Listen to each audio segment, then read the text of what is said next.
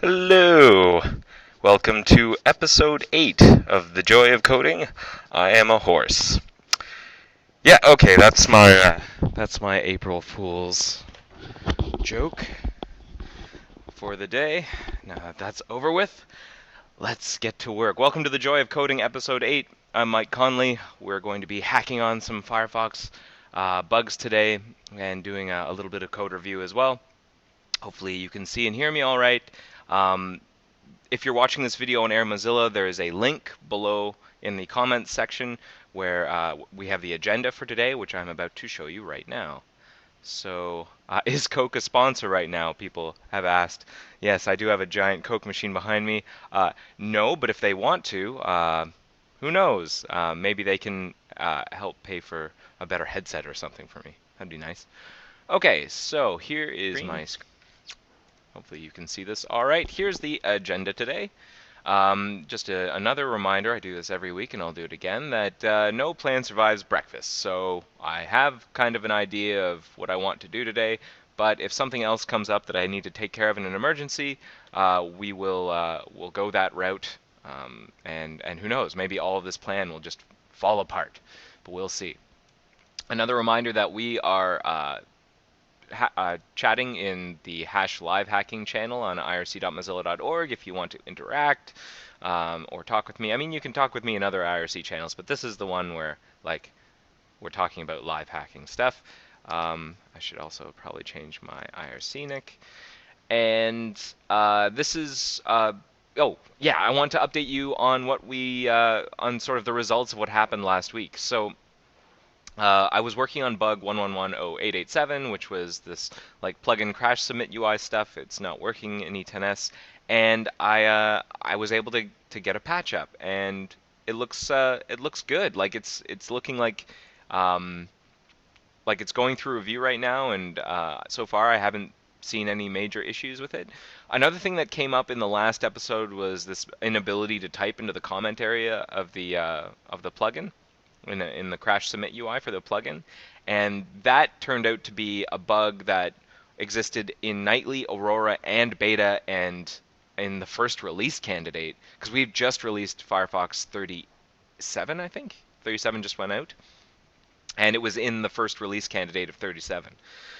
And Stephen Michaud, I hope I'm pronouncing his name correctly, he whipped up a patch. He worked heroically to figure out what the problem was, and a patch cross-landed across all of these branches. And so in 37, back to Nightly, this bug is fixed, and people can type into the comment area again, which is great. And it only affected OS X, but it's an important enough thing that we kind of rushed out a fix for the release candidate.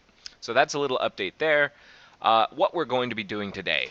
First thing I want to do is a little bit of code review. It's not a very big patch that I'm going to review, just a little patch that came into my queue today. And then I'm going to start a bug that I haven't really started yet. Now, I've already kind of misled you, because I have actually started it, but it was kind of a false start. It's a bug that, well, you know what? We'll get there whenever we get there. I'll talk to you about it when we get there. But let's first do this code review, and then we'll start looking at this bug, and I'll talk to you about it. So let's get started. And I failed to open in the right window. I will open it here. Here we go. I'm using the new Bugzilla UI. If this looks really different to what you were expecting from Bugzilla, that's why, because I'm using the experimental UI. So this is the patch that came into my review queue this morning, and I haven't even read the bug. I don't even know what it's about. So let's figure it out together. So the title is, or the summary is, to move to the method called move to alert position in something called dialog.xml should check if the opener is not null. So the reporter here says that I think we should. So he's actually quoting me from a different bug, bug 1134891, which was a printing bug. And I said, I think we should still take this for anything else that might use dialog overlay, but we need to make it so that dialogs are all being opened such that the parent is the browser window and not the content window for what's being printed. And then someone else said, does this implementation of move to alert position need to be fixed as well? And then they pointed at dialog.xml, which I guess is what is being patched here. And then someone responds, only if the dialog in question ever gets called with a content opener can you file a follow-up bug, so this must be the follow-up bug, to investigate the remaining callers and assign to me being Heis. I guess this is Heis who's talking here. It's hard to tell from MXR whether the opener will always be okay or not. And then Philip Chi, in his first comment here, and I guess the bug description says, it's not just the in-tree consumers, but the whole add-ons ecosystem. Since it's impossible to audit all callers, we might as well add the check to move to alert position and be done with it. Okay. Okay. So just a brief background here. In this bug, there's this weird bug where due to some security patch, it was there was this behavior where the printing dialog would like the printing progress dialog would never go away. You'd try and print, you'd say, okay, start a print, and then the print progress dialog would come up, but it would never go away with E10S. I'm pretty sure it was only in E10S. And this is the patch that Heis wrote to fix part of that, which was, it wasn't going away because the opener wasn't defined. In the case of the progress window, because the target of the dialog being opened was web content, and the security bug prevents web content from being the opener of the dialog. Because in the case, oh yeah, that's how it worked. Okay, so the print engine runs inside like sort of in content, and whenever it opens a dialog, the opener is set to be the web content that opened the print progress dialog. And the security bug that Heis fixed, I'm pretty sure has something to do with making sure that the opener isn't web content. I don't really know the specifics. I haven't read that security bug. But in that case, the opener is not defined, and so we had to react to that possibility of the opener not being defined, and so that's what that old patch did. And so now we're fixing something here in dialog.xml, which I think is sort of along the same lines. So let's take a look at the patch. And it's on Moz review, which is good. So inside this dialog.xml, I don't even know what this binding is. It's just one of, I guess it's our generic dialog binding, so any of our dialogues. And so it's just sort of the same solution that we used before, which was to, instead of using the opener, if the opener doesn't exist, then we just put the window, because this method, move to alert position, puts the dialog right in the middle. It moves the dialog right smack dab in the middle of the window that's opening it. And so if we have an opener, then we find the opener's like dimensions, and then we position the dialog in the middle of it. In the event that we don't have an opener, their solution is to go to the middle of the, like, we divide the available width, we subtract the outer width of the window, the current like outer window, or sorry, let me start over. The window in this context is the dialog, I'm pretty sure, or the thing that's opening the dialog. Oh boy, hold on. Let me make sure I have that clear. What is the window in this context? It was clearer in the other patch, I think, because this runs inside the dialog.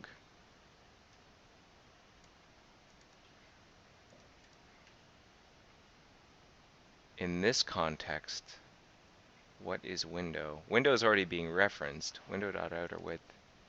Since the dialog itself, I believe, is embedded in a window, it's something that extends the root element of a little window. So our little alert dialogues, I guess, they're basically tiny little windows. So I'm pretty sure that that's what it's referring to, is the window of the dialog itself. So what it does is we look at the available width of the screen that we're showing the dialog on. We subtract the outer width of the window, so the entire width dimension, and then we divide that by 2 as a way of figuring out what does that figure out? I guess that's a way, it's like a sloppy centering here. Yeah, we're centering. Okay. I'm noticing that we declare new x and new y as var here. We don't down here. We don't use var. What did we do over here? That's kind of bad. Like, var is a weird thing. var behaves weirdly, and I think there's like some hoisting or something. I rarely, if ever, use var in JavaScript because of just its weird behavior. I always use let. Let binds how you would expect. Var, not so much. So maybe I should double check with that. Like, otherwise, this looks fine. This looks basically just like a port of the solution to the generic dialog binding for toolkit. So let me just double check. It's just double checking here. We're okay that new x and new y are not being declared in this conditional branch as var. Is this some wacky hoisting behavior that var has? I haven't used var in so long that I'm not sure what is valid or invalid here. Also, the other thing I wanted to ask was, yeah, I had another question. What was it? What was the other question? I wanted to ask about var, and I wanted to also ask about, is that it? I can't remember. Stuff's falling out of my brain. Alright, well, I guess that is all I wanted to say here. I thought I had another question. If anyone in live hacking remembers what I was saying before I wrote this comment, maybe you can remind me. Maybe after this is all done, I might rewatch this video to try and go through my train of thought again and then add another comment, because I swear there was something else I wanted to bring up here, but I don't remember what it was. Okay. So that's all I'll say. New X, new Y. Otherwise, this looks fine, you know. Screen is something that is just sort of available in the global scope, so is window. These look like the right calculations, so I'm gonna give it a tentative ship it. I'm gonna say yes, but I do want him to answer my question here. So ship it. But I feel pretty good about that patch. It's an issue that I've raised, but it'll probably end up getting dropped. I have a feeling there is some weird var hoisting going on here. Okay, so that concludes the code review portion of our program. And now I'll be moving on to here, this bug. So, this bug, never load the source off of the network when viewing source. This is an E10S only bug. This is not something that you will have encountered if you are using release version of Firefox, but let me demonstrate the problem. So if you've ever used Firefox before, or any modern web browser, you'll know that you can actually view the source of the site. I think in like OS X you go to Tools, Web Developer, and then there's Page Source, and you can bring up the source code. So this is the source code for the Bugzilla page I was just looking at. And that's great. You can look at the source, you can see how the page is being constructed. What you really want, though, is whenever you look at the source code of a page, you want to make sure that the source is exactly the source of what you are currently looking at. So here's where things kind of break down. This is a website that like generates little poems using, I think, post requests. And every time you refresh, it will generate a new poem. So I'll refresh, I will resend, and it generates a new poem. And now if I open up the view source, I have the source here, but the poem is completely different because it remade the request. It hit the network to get the source from the server again, and the source does not match the page I'm currently looking at. And that's not the behavior we get in a non-ETNS window. Whenever we do things with non-ETNS, so I'll refresh this again, and I'll view the source, and we get the exact same, like this is the source of this document. We don't hit the network again. And we do that through something called page descriptors, where we essentially, instead of getting the page source from the network, we go through the back forward session history in the browser and just re-request the source from the session history so that we get exactly what was being rendered at the time that this page was loaded. Like we get the exact same HTML. We don't have to hit the network again. And we can't do that in ETNS. We're not doing that. We're straight up hitting the network. And the reason we're doing that is because the session history is all occurring, like all that session history stuff is down in the content process, and we're not able to manipulate it in the way that view source in the parent process wants. And so it errors out. We kind of handle the error, like we handle the case where the browser that we're trying to view the source from is remote, and we say, oh, just load it off the network again. And that works for a lot of pages, I guess, where the source doesn't change from request to request. And sometimes we'll not even hit the network. Sometimes we'll go to the network cache and get the source, depending on and how Firefox is holding on to various things. But in the worst case scenario, we re-request things from the network, and that we really want to avoid that. So I have a plan. And if you in the agenda, if I go back to the agenda, I have this like notes link here that will link to what I'm about to show you, which is this. So I actually worked on this bug a long, long time ago. This was actually one of my first ETNS bugs, and I did a lot of investigation. I was trying to figure out what kapows were at the time. I'm going to probably use the word kapow a lot while I work on this, by the way. And if that's something that you're not familiar with, in the glossary here, you might want to check out this blog post that I've linked to. It might shed some light on what a kapow is. So I do a lot of like investigation of what a kapow is, and then I stopped working on it because it was deprioritized. We made it work just so that it didn't crash, because that's what was happening before, is we were crashing. Because we were passing a kapow into native code, and native code attempted to get like a piece of memory or like a memory address out of a kapow, and that really doesn't work properly, and so we got a crash. And we solved the crash by just retrieving things off the network, and then we just kind of let it slide. But now that we're reaching the point where we want to eventually uplift ETNS's the ETNS enabled flag up to Aurora, and so we need to make sure that all the dev tools work really, really well. And viewing source is one of the dev tools, or it is a dev tool that developers who use Firefox Developer Edition, which is Aurora, depend on, and so it has to work correctly. And so that's why I'm working on this again now. And this is where I started writing yesterday, and this is where I said I kind of misled you in that I hadn't worked on this bug before, and that I definitely have worked on this bug before, but now I'm revisiting it, and I've come up with a plan, but I haven't actually started any of the plan yet. And what I want to do is something that I've been doing for the past couple of weeks in these various episodes, 1 through, I guess, 7, has been to like I've been attacking bugs, and then the stream ends, and then I keep working on them, and then the next episode comes up, and I'm in a completely different place from where I was whenever the stream ended. And I think what I want to try this time for this particular bug is to do some continuity. So my plan is to try and fix this over the course of 3 episodes or so, 2 or 3 episodes.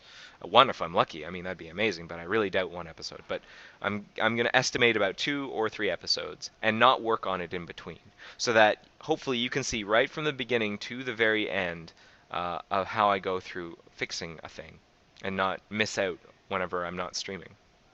So that's kind of my plan. I think this is the perfect bug for it, because it's important enough that we want to get it done soon, but it's not so important that I have to be working on it like 100% all the time instead of doing anything else. So I can work on other bugs and then come back to this whenever I'm streaming.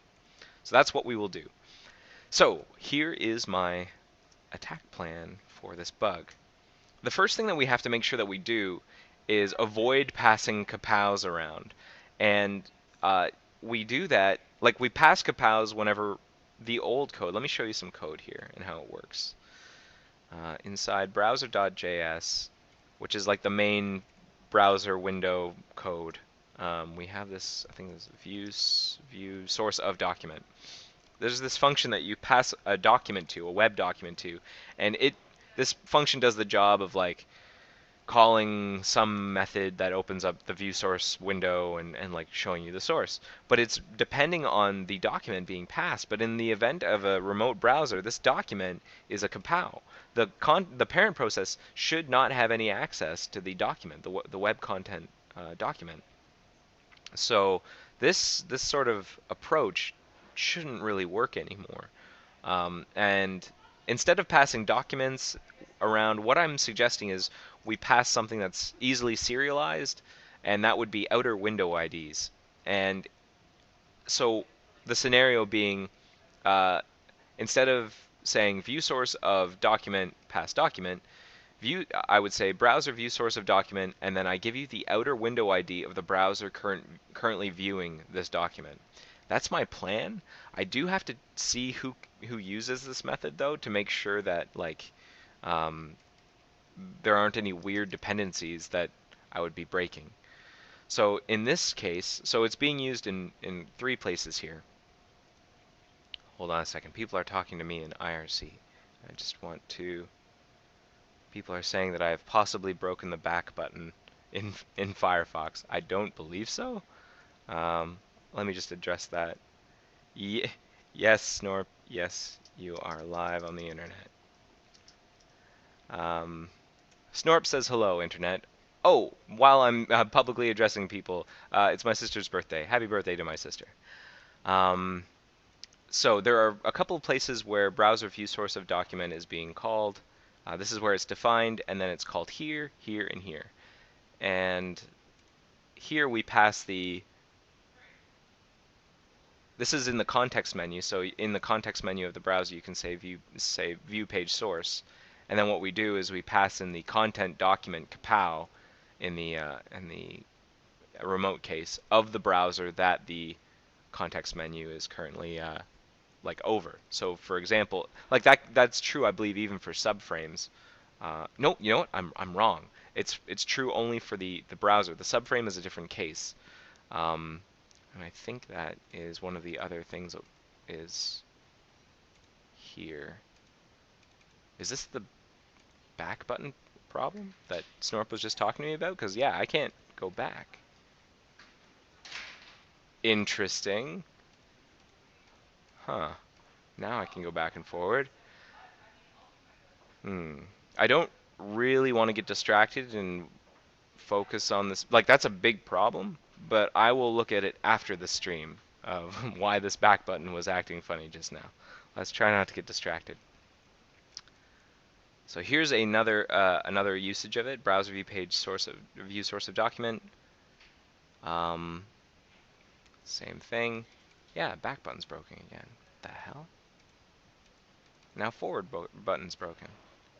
What? What? Okay, don't get distracted. Don't get distracted. And then, so this is the view frame source. That's if I'm viewing like a subframe, like an iframe. You get a context menu item. I don't have an iframe that I can demonstrate with right now, and I'd rather not waste time finding one. But like, if you right-click on an iframe or a subframe, you can like right-click on it, and then there's an item here that says like this frame, and then in one of the menu items that pops up, you can choose to view the source of it, and that's what uses it here. We use the owner document of the target, which I guess in this case is the frame. I guess that's what the target is in this case. I don't really know for absolutely certain, but basically what this tells me is that browser view source of document is used more or less as I understood it, which was other callers pass in documents that they want to view the source of, which makes sense. And I want to change that because a content document in the case of E10S is a kapow. We don't want to use kapows. So instead, let's pass outer window IDs of the things that we're viewing the source of. Now, I need to make sure that an outer window ID makes sense for an iframe. Do iframes get outer window IDs?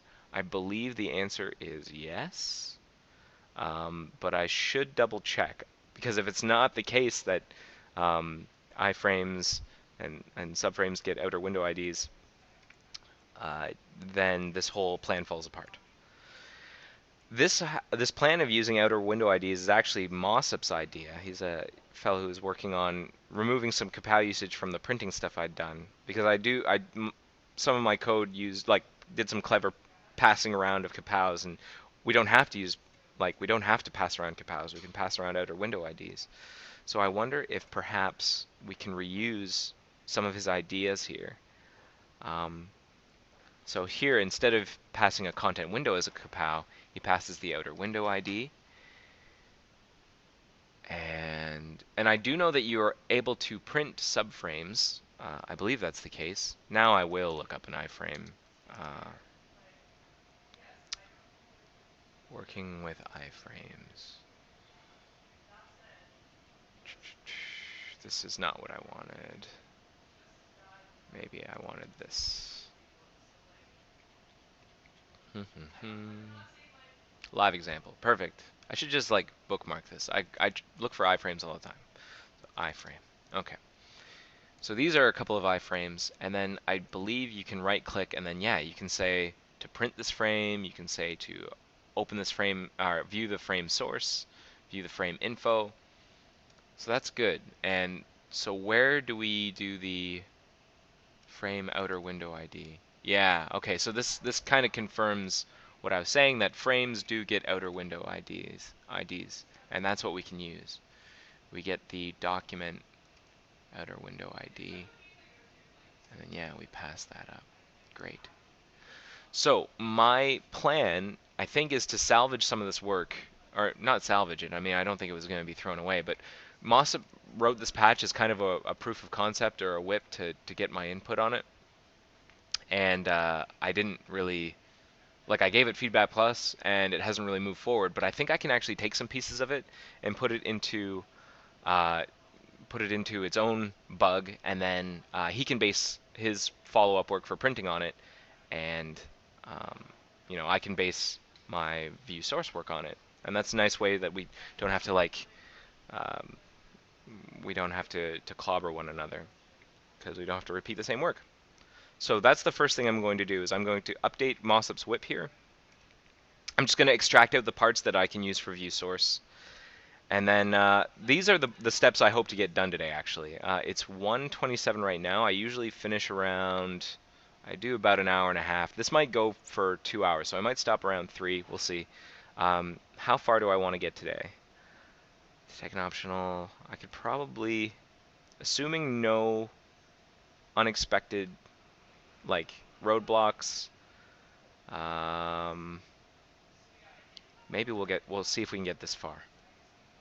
See if we can get this far today. That's a good chunk. And then I won't work on it anymore until next week, and maybe we can get a good chunk of these done next week as well.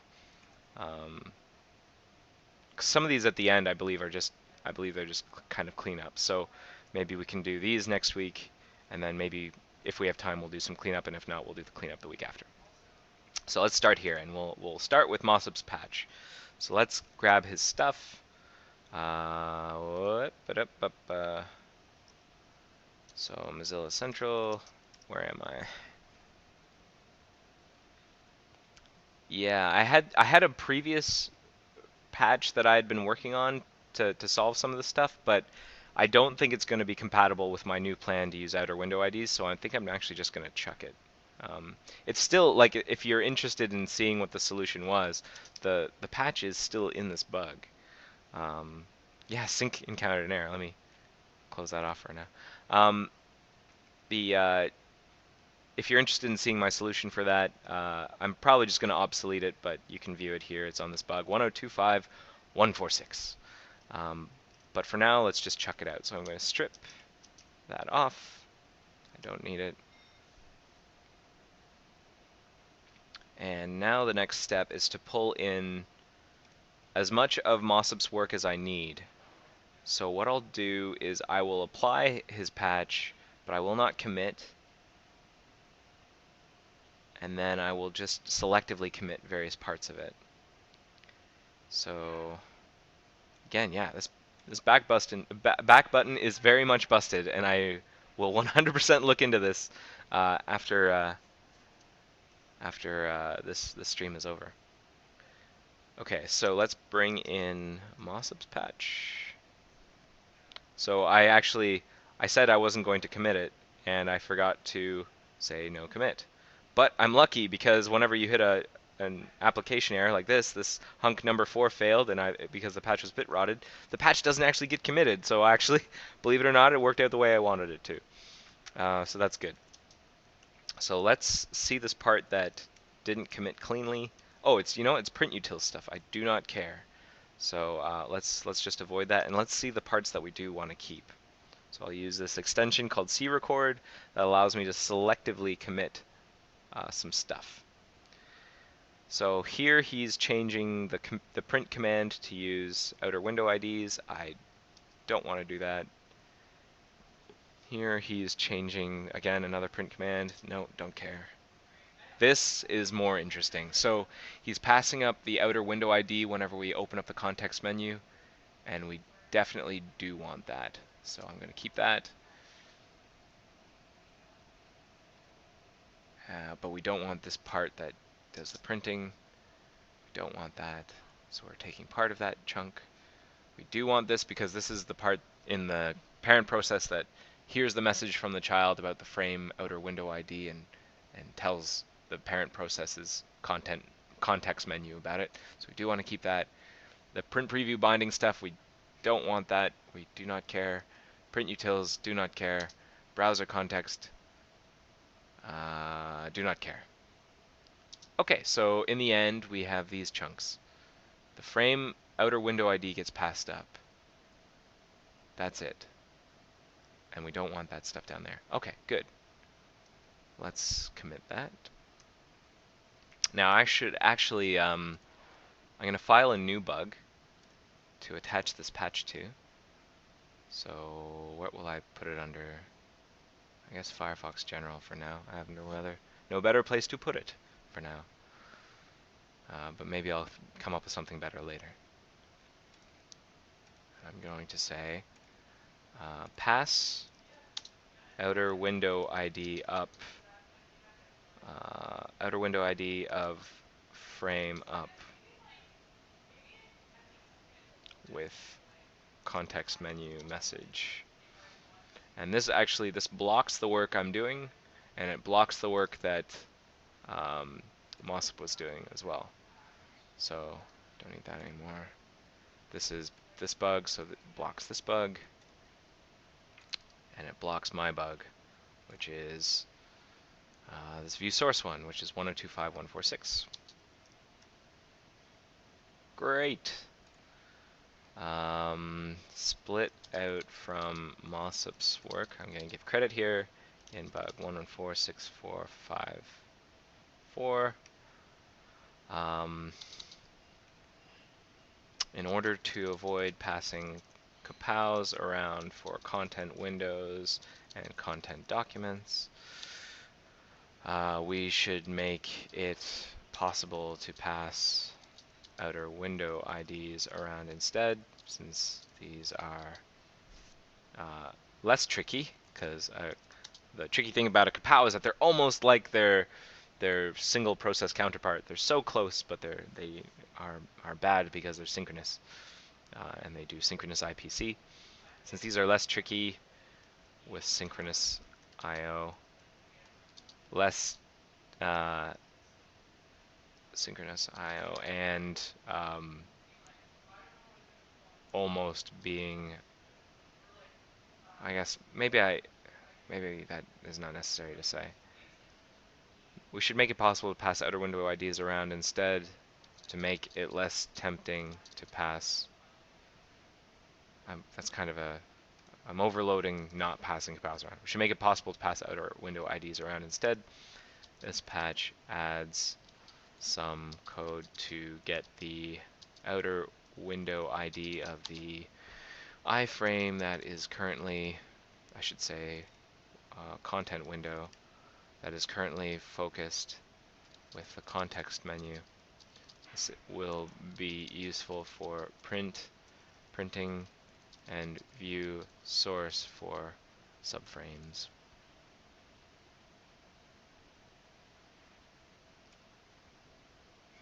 You know what? I shouldn't actually add that last bit because there is no patch. Not yet anyways. I haven't created a patch.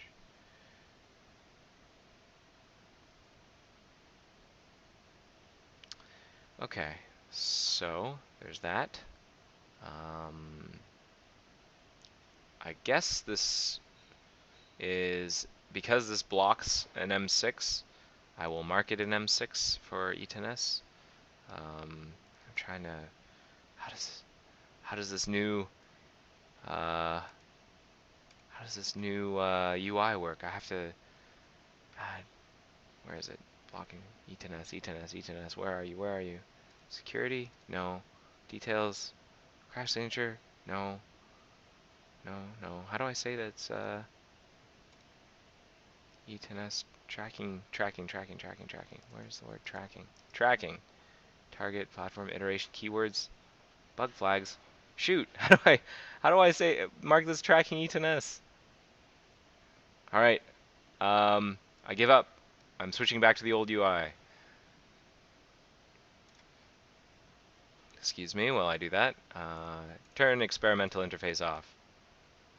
And go back, which I can't do because the back button is busted. Oh, what did I just file? What a tragedy.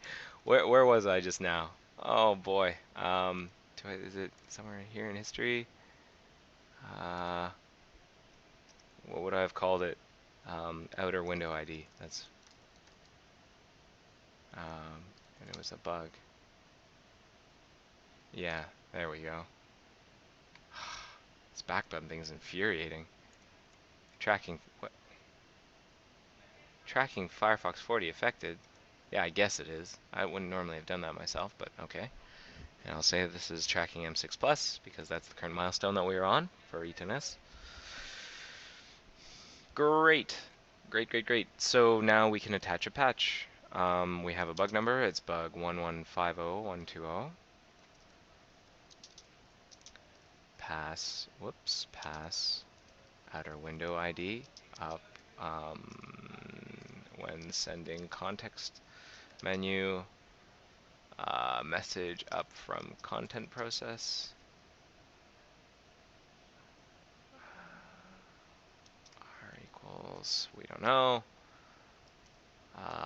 This will hopefully allow us to avoid using capals for content document and content window when doing things like printing subframes or printing or viewing the source of subframes, or viewing the source. I guess these don't need capitalization. Printing or viewing the source of subframes. There we go. Great. And I don't need the rest of Mossop's patch. That was the printing stuff. All of it I can just revert. Mercurial will take its time. Okay, and now let's take a quick look at the patch again. Make sure it makes sense. Frame outer window ID is so we get the document of what we're currently focusing with the context menu. We get the outer window ID of it, and we pass it up through the synchronous message to the parent. And here we populate the frame outer window ID in this NS context menu object, I guess. There are two cases in the multi-process case, and when the browser is remote, we get it from the message. Otherwise, we get it ourselves here.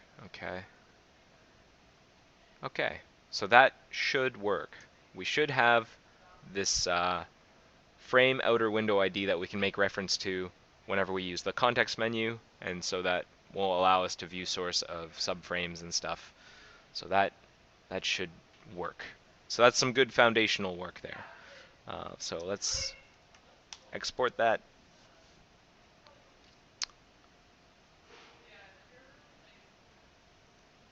Maybe I can actually get that landed sooner rather than later. I'm tempted to like have Mossop review this, except that he actually wrote it. So instead of having Mossop review it, I'll have Gabor review it, since he has been saying his review queue has been sadly and woefully empty. And he's also been working with this this context menu stuff. So I will base my work off of this. You'll notice that I used Splinter to upload instead of Moz review. That's because it's just like a one small tiny little patch, and for those I tend to use Splinter because I don't know. I'm kind of stuck in the middle where I'll use sometimes Splinter, sometimes Moz review because I don't want to fully be in one camp or the other camp. Yeah, not yet, anyways. I like to be able to feel both sides. So this is done. So we are passing around outer window IDs. Now the second part of my plan was to modernize. So there's this view source utils in Toolkit. So this is what gets called from here. Like we go through all this rigmarole that really needs to happen down in the content process. So we'll move all this eventually down to the content process. But then we get down to here and we say view source. And this is the thing that actually does the job of opening up the view source window. There's another challenge. Like one of the big challenges here is that there are other applications that use this view source utils. This is under Toolkit. So things like SeaMonkey, Thunderbird, they'll be using these methods. And I have to make sure I don't break them, or I want to avoid breaking them if at all possible. If it's unavoidable, then I break them, and then I'll do my best to get them unbroken. But kind of try and do my best to not break them. But some of these things are just not compatible anymore. Like the page descriptor is something that only the content process will know about. The document, again, something that only the content process will know about. The line number, okay, that's fine. That's just us selecting a line number to focus whenever view source opens up. The URL is fine. What I'm thinking is to support two different modes. And I've seen this pattern in a couple of different places, and this is I'm going to put this in air quotes, a nice way of sort of having a legacy compatibility mode for certain functions, as well as a sort of more forward-thinking modern mode for functions. And what I'll do is I know view source takes these 4 arguments, and a URL is supposed to be a string. However, if we notice that a URL is an object, and that object is like populated with a whole bunch of things, like for example the line number, whether or not maybe the browser itself that's requesting that we're viewing the source of, or that contains the iframe that we're viewing the source of, or a whole bunch of different information, then we'll know that we're using like the new way of viewing the source. Otherwise, we'll have this sort of compatibility mode. When we see the old arguments come in, we'll go, okay, well, this must be some old application that's doing things the old way, so we'll use some compatibility stuff to make the old way kind of make sense. And in the old way, we will strictly not support multiple processes. We will assume if you're using things the old way that you are not doing multiple process, and I'll probably put in a bunch of asserts to make sure that that's enforced, that invariant is enforced. And if, say, SeaMonkey down the road or Thunderbird really wants to use remote browsers, well, then they have to adapt and use the new approach. So that's how I'm planning on doing this. So that's what this next step is. Adjust view source utils view source to take an optional object as first argument, and this signifies modern usage. Now, what kind of things are going to be passed in that object? So, that's a good question. Why? I'm curious to know why the URL is sometimes passed in if we already... I guess the page descriptor isn't always enough. It might not always be defined. Sometimes there is no page descriptor available, and then that's, I guess, why the URL is passed. In the event that a page descriptor in this case is just the entry inside the session history, the thing that helps us retrieve it from session history. So we need the URL. So that's the thing that we should pass in, because we don't know if, for example, the session history has been cleared out for something and we need to re-retrieve from source. Because who knows, maybe the user just cleared their history and they just blew it away. Or maybe their back button doesn't work anymore, and so they have no history, in which case, okay, I guess we'll just retrieve it from the network. So it needs the URL. What else do we need? The line number, in case we want to focus a line number. What else? We don't need the document, don't need the page descriptor. What else is used? There's a bunch of stuff in here that also looks like it is really either untested or pretty antiquated. Like, we have the ability for people to open up an external editor for view source. We probably still kind of want to support that, I guess, but maybe we should make that a stretch goal. Like, maybe that won't be fixed in this particular bug. But, like, here's where we do that. A lot of these methods, I think, should probably be made private. I did a quick search. Like, get temporary file, I'm pretty sure, is not used outside of this view source utils script. We should probably make them like pseudo private by putting underscores in front of their names. But that's something that I've left for later, which is down here.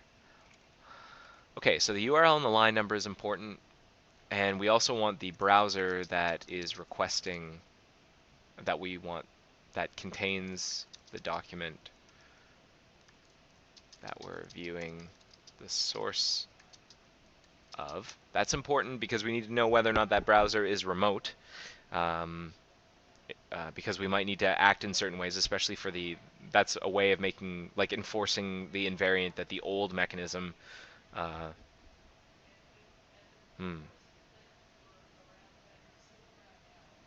that doesn't make sense though, because the old mechanism, they wouldn't pass in the browser. So I guess we have to make sure that in the event that people are calling with the old arguments, that the content, the document being passed in is not a kapow. That's very important. Okay. We will pass the browser in anyways, though. I think that's why did I want that? I wanted that because, oh, I wrote that down here. Use that to determine remoteness for now. Right, because whenever we open the view source window, here, I'm going to open a view source window right now. This thing showing you the source is actually a browser. This is a browser in a very particular mode, and we need it to be remote in the case that the browser that we're viewing the source from is remote. And whenever we eventually have multiple content processes, we'll also need to make sure that they share the same process. And I don't know how that will work. We don't really have a whole lot of, it's not one of our initial goals to make it possible to support multiple content processes. We just want to support the one right now. But down the line, I suspect that we will want to be able to take something like a remote browser and say, create a second remote browser that is guaranteed to be executing its content in the same process as the first remote browser. So that's why I think we want to pass the browser here. At the very least, to know that the browser in the view source window should be remote. Should be made remote. Okay. So I guess that kind of takes care of this. I don't need that checkbox. What else needs to get passed into that first argument? That might be all the information we need. So let's try it. Let's try it. Another thing I need to be aware of is that there are tests for all this stuff. There are tests for view source, and I'm probably going to be breaking them terribly by changing the APIs. Or you know what? I shouldn't be. If I'm supporting the old mechanism, they should pass. I should make sure that they pass, and I should probably add new tests for the new API where we use an object as the first argument. Okay. So let's add some documentation here. What did this say? Opens view source. That's not very helpful. So opens the view source window, and then param. Now what do I call this? I'll call this a params or URL. So This is either an object containing parameters or a string representing string representing not representing a string URL for the page we want to load the source of. Not load, view the source of. In the latter case, we will be paying attention to the other parameters, as we will be using, I guess, be supporting the old API for this method. If a params or URL is an object, the other parameters will be ignored. Now, quiz. Are these parameters or are they arguments? I think that was on like one of my computer science exams. That's like one of those questions where it was worth 2 points, and I'm pretty sure that it had no impact on my education whatsoever. But I'm pretty sure these are either parameters or arguments, but they're not both, and I can never remember which. But for now, I will call them params. And if I'm wrong, well, tell me I'm wrong over the internet. That's what the internet's for. Another param. Let's see, a page descriptor.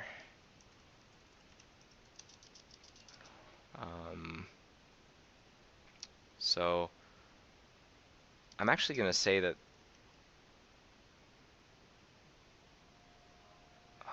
I guess this is a deprecated. I think that's the idea, is I kind of want to deprecate these the old way of doing things. Like I'll support it, but I'm going to mark them as deprecated so that over time consumers will switch over to using the old, or sorry, the new mechanism with the object, and then we can get rid of the old support for it. Deprecated parameter. Deprecated parameter, or I should just say, you know what, maybe this isn't exactly Javadoc, but it'll do. An optional parameter,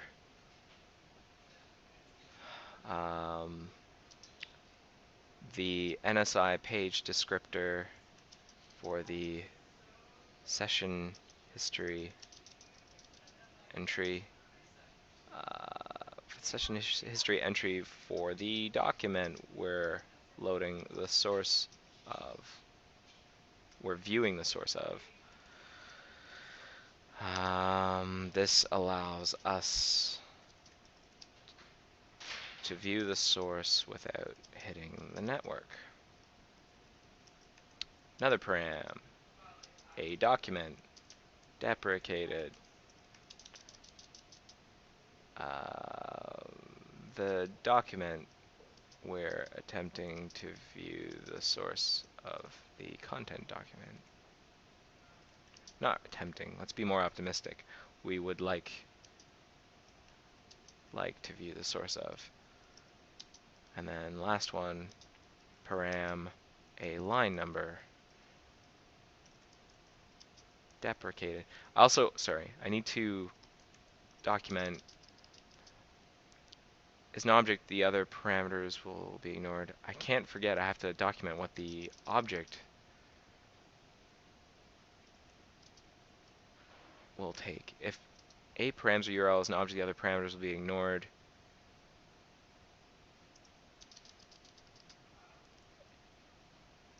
A params or URL as an object can take the following properties.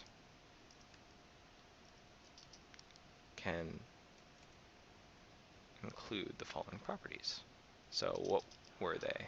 They were URL. I'll make it lowercase, URL. The URL for the, it's not an NSI URL though, it is a string URL. A string, URL for the page we'd like to view the source of, URL, and then what was it? Line number. The line number to focus on once the source is loaded. What else? Maybe we should make browser the first thing. Browser. The browser containing the document that we would like to view the source of. Okay, so that's done. Line number deprecated. And that's pretty much a copy of what we'd set up here. Well, might as well just copy and paste. Boop. That was cut. Boop, boop. Great. So, documentation. Not bad. So, a params or URL. And we want to, what do we want to do?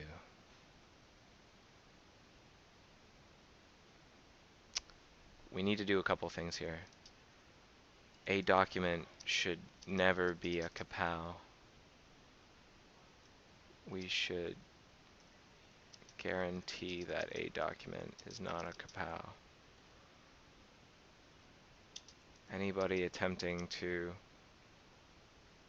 Oh, and we also need... Sorry, there's a major thing that we're missing. It's the outer window ID. The outer window ID of the content window containing the document that we want to view the source of.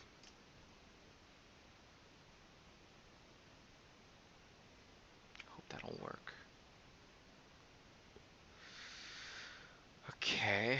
A thing I have to make sure I don't break, now that I think about it, is the browser console can open up the view source window as well, and I'm not sure how it does it. I mean, I'm clicking on a link and it's opening up this view source window. I don't even know how that works.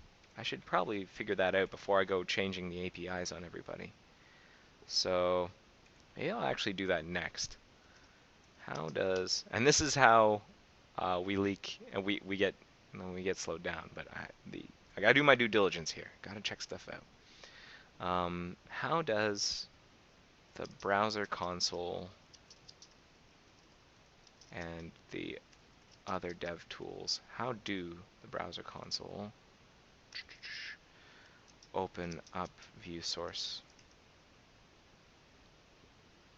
What methods, what functions do they call to do that? And how does my work impact them? I might have to work with some DevTools people to find that out. We will see. Okay, browser, and then I forgot the outer window ID here. Yeah. Okay. So before I continue, let's actually do that investigation now before I get too far down the rabbit hole. Because who knows, maybe what I discover with DevTools might change everything. It might change my whole plan. This is not a thing I have investigated yet, so I have to find out. So actually, DevTools call this view source in debugger. View source in debugger. That's probably not inspector panel. That sounds interesting. View source utils. Panel win G view source utils, which is this, I'm pretty sure. Yeah. And then what do they do with it? View source utils. A style inspector. They call it here. So they use view source utils. That's what they do. Where's the, how about in the console? Like in the browser console. This is the open style editor. That's in the style inspector, view source. But what about in the browser console? So let's try and debug the browser console. I'm pretty sure that's a thing I can now target. Console. What's its name? It's just called browser console. Okay. So is that a thing I can target? Browser console. Web console. I think that's the one. So let's see it. Like, yeah, that's the stuff. I can tell because of these red lines. Okay. So what about one of these links? Is there an event handler on it? Um, what just happened? I'm getting zipped around all over the place. Console messages are probably getting added. That's probably what's happening. Shoot. I need to somehow freeze the console or prevent it from from populating. This must drive anyone who's debugging the browser console insane. Anyways, what happens when you click on this? There's an event handler, a mouse down, and a click. Well, what happens here? Not. That's not very helpful. Mouse down. That's also not very helpful. I wish I could just, like, can you take me there? Take me there. Yeah. Come on. Where is it? Oh, there we go. Oh, it's obfuscated. No. Um, shoot. Seriously? Web console. It's obfuscated? Really? Uh,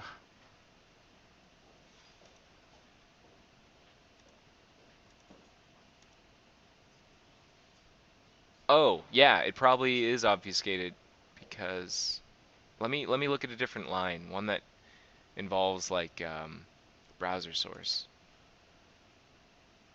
Nope. That's an exception. Message. What do I want? What do I want? Yeah, this one. This one. Is it the same thing? 2793.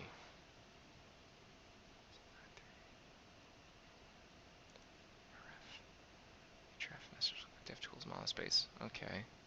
So, how do you open up source? Show me. Well, I guess I better just view this line. Web console 2793. Let's look at that.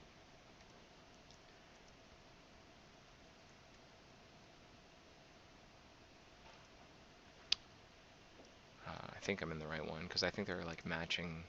Here we go. Made to make a link. And then what we do is we call some callback. So there's some callback here. So every link was given a callback.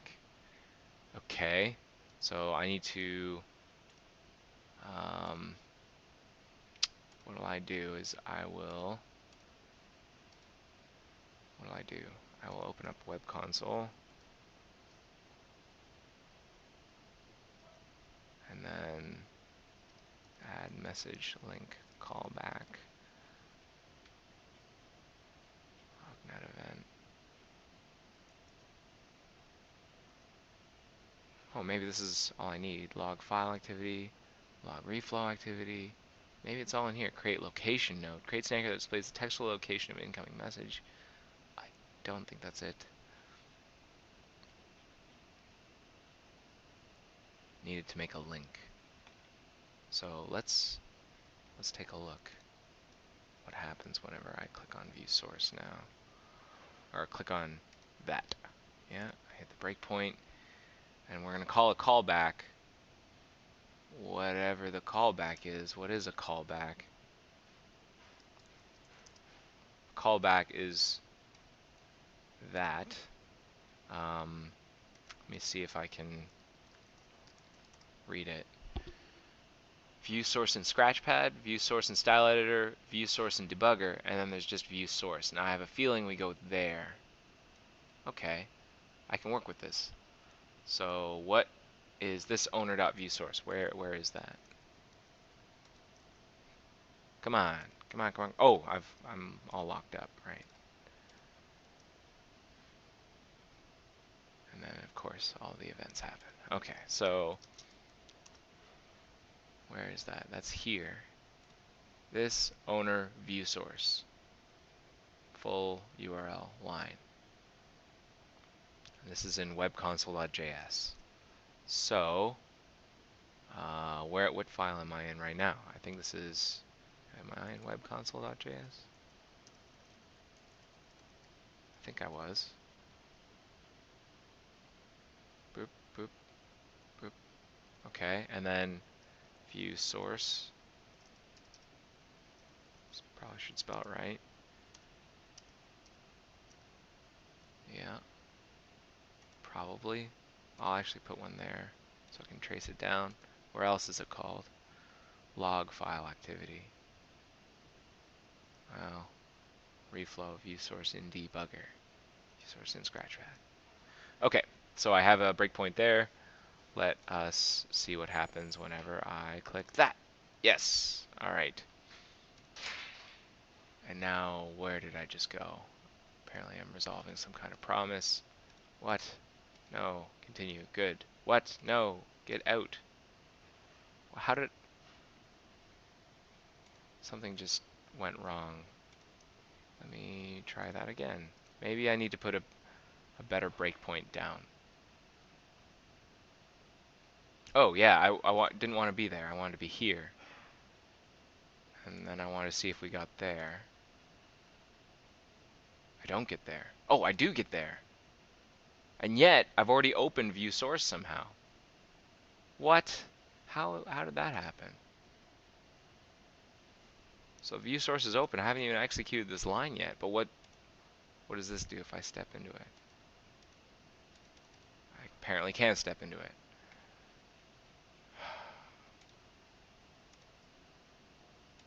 And I've broken the debugger. Shoot. Alright. Well, that's what I get for working on the edge. What am I gonna do? What am I gonna do? Well, let's take a look at what this owner is. I can do that, except that I have locked up my browser. So I will quit my browser. Boo. Kill. Kill. Alright. That's what you get for living on the edge. Okay. So who's the owner? This dot owner equals who? A web console. Wait. It could be many things because there are lots of objects defined in here. This dot owner dot view source. So someone has defined this view source method. Where is it? View source. Here, HUD service. Or here, and the back button is so broken. Here in view source utils. Oh, which is what, which is the, yeah, right, the other thing.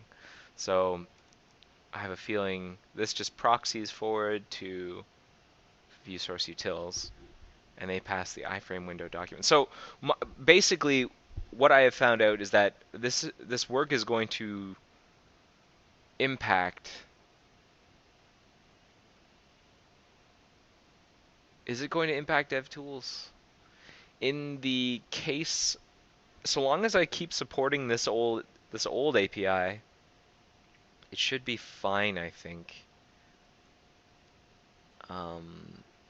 This iframe window, for example. What is iframe window?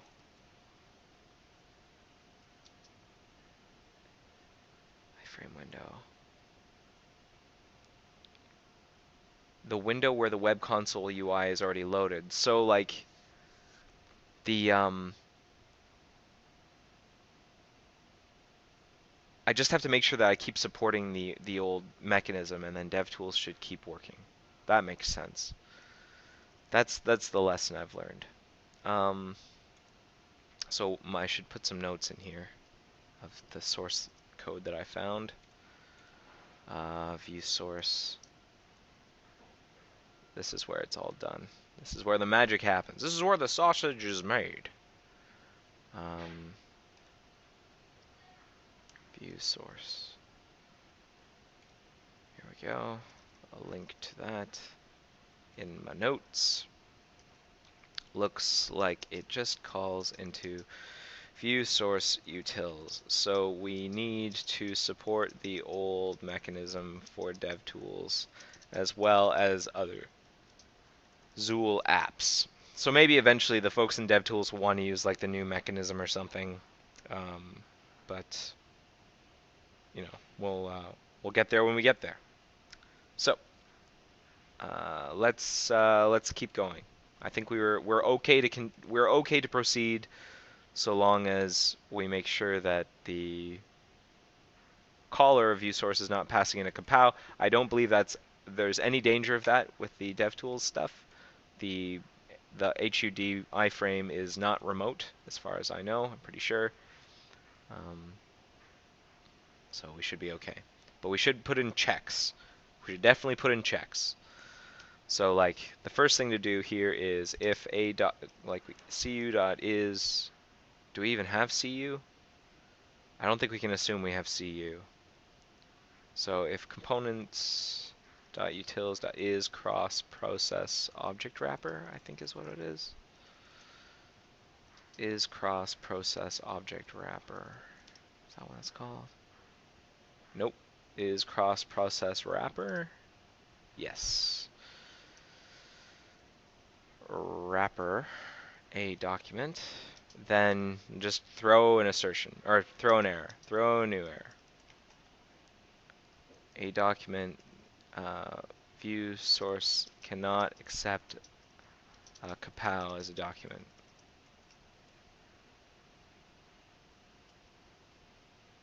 And then maybe to do add bug number about migrating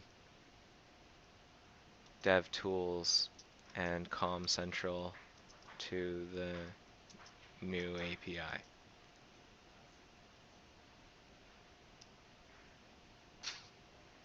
Okay, the next thing we should do, once I've guaranteed that, is we should check to see whether or not a params or URL is an object. This is a pattern that we've used before, I'm pretty sure, in like tab browser.xml. Like is object? What do we do? Is instance of?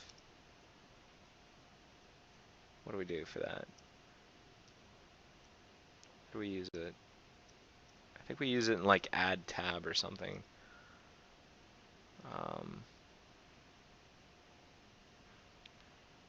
Yeah, if type of is object. Okay.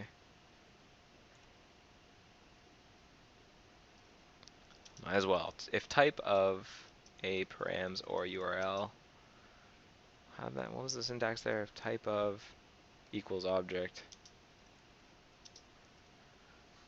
Yeah, because I'm pretty sure if like hello, type of x is string. Yeah, okay.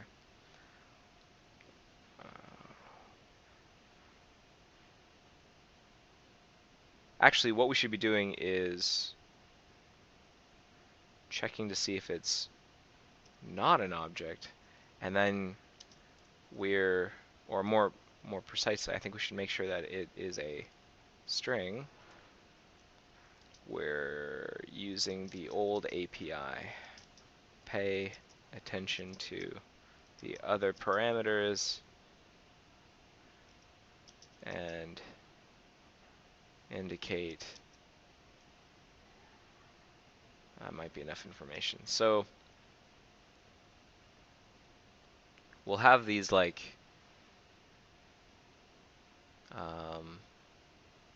let params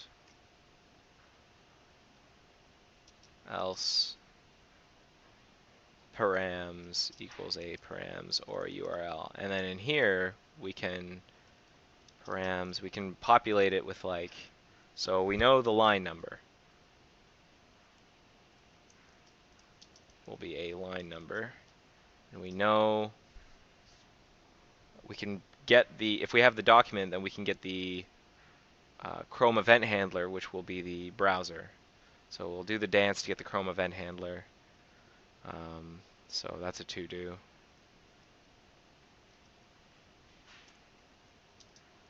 To-do Chrome event handler.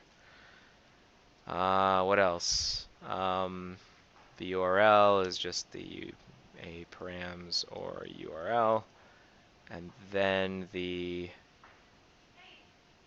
page descriptor. I guess we'll say that like,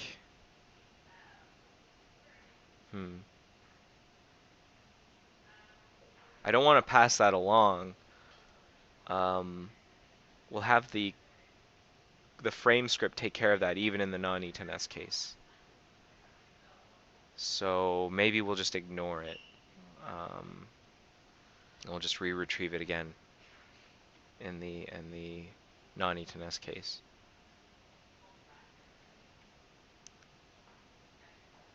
It's being done here. Charset. Is charset even used? Ah, this code is so crufty and old. Charset is definitely not used here.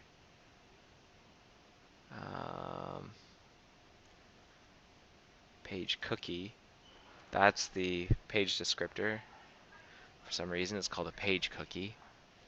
We'll just ignore it, and then we will re-retrieve it in the frame script, like I said. Okay.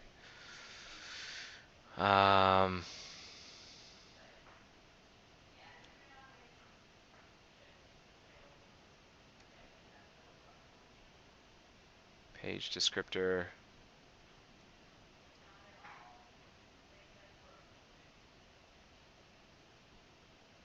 So this is, we'll accept this, but we won't do anything with it. We should probably update the documentation to say that we won't actually do anything with it. Accepted for compatibility reasons, but is otherwise ignored. There.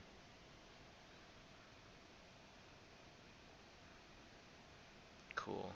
And then what else did we need? We need the outer window ID.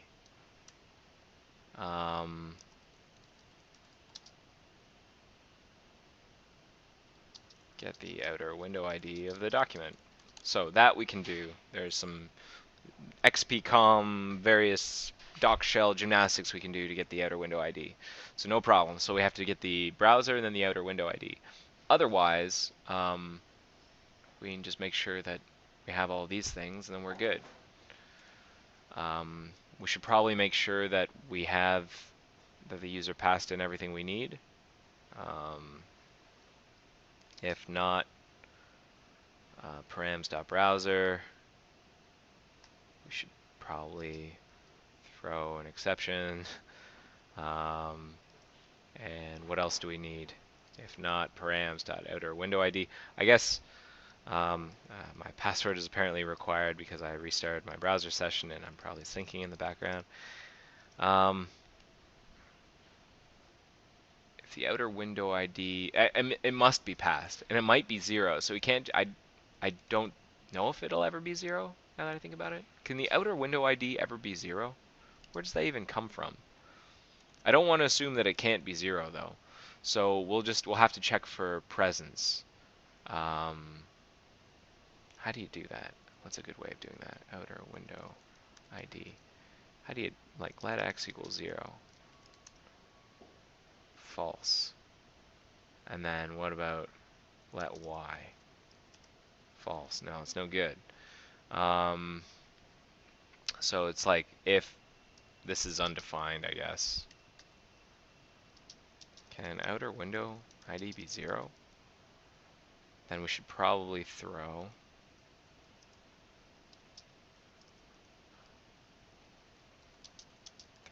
with message.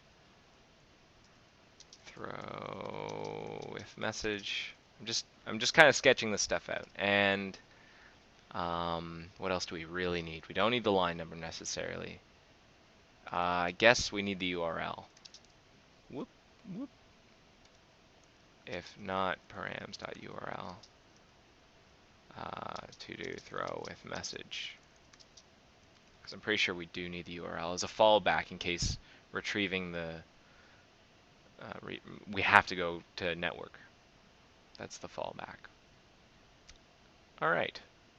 So in the end here, we will have everything we need, hopefully. And now here's this bit where it's like, okay, are we using the internal editor or the external, some external editor to view the source, or are we opening it in an internal viewer? And if, who calls this, first of all? Does anyone ever call this outside of here? No. Let me check Com Central as well.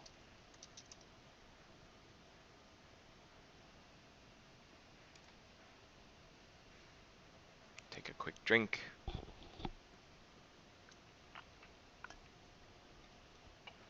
No, it is never called outside of view source utils. So I'm pretty sure both of these should probably be private. Okay, I'll do that later. But I guess I shouldn't feel too bad then about changing this signature. Like, I'm pretty sure this is the only thing that is called from the outside, and everything else is just internal. And that's why I was just checking there to see whether or not I was safe to just go ahead and change the signature of this method. And I think I'm okay to do it. So in the old case, we'll just pass along all the old stuff for the external editor. We should probably add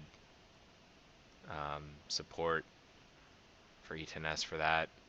I will file a bug to do file a bug to support external editor view source with E10S. So follow-up bug there.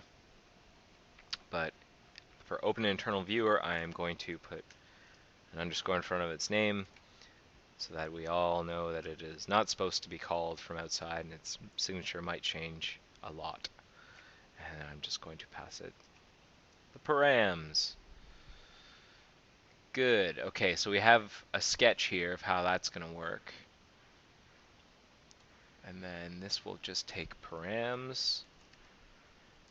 Now here's where it's doing some more charset stuff, and it actually like uses it. Before in browser we like computed the doc charset and then we just pretty much threw it away.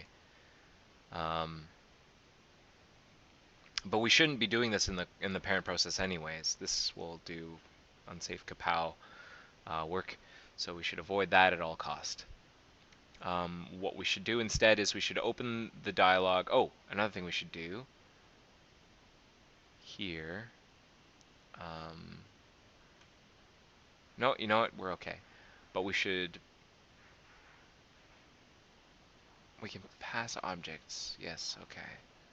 Does anyone, so another thing I need to find out is if anyone ever opens up viewSource.zool, and like, because if I change the order of, or the expected arguments here, then that might break other things as well. So who, if ever, does like opens up viewSource.zool? The answer is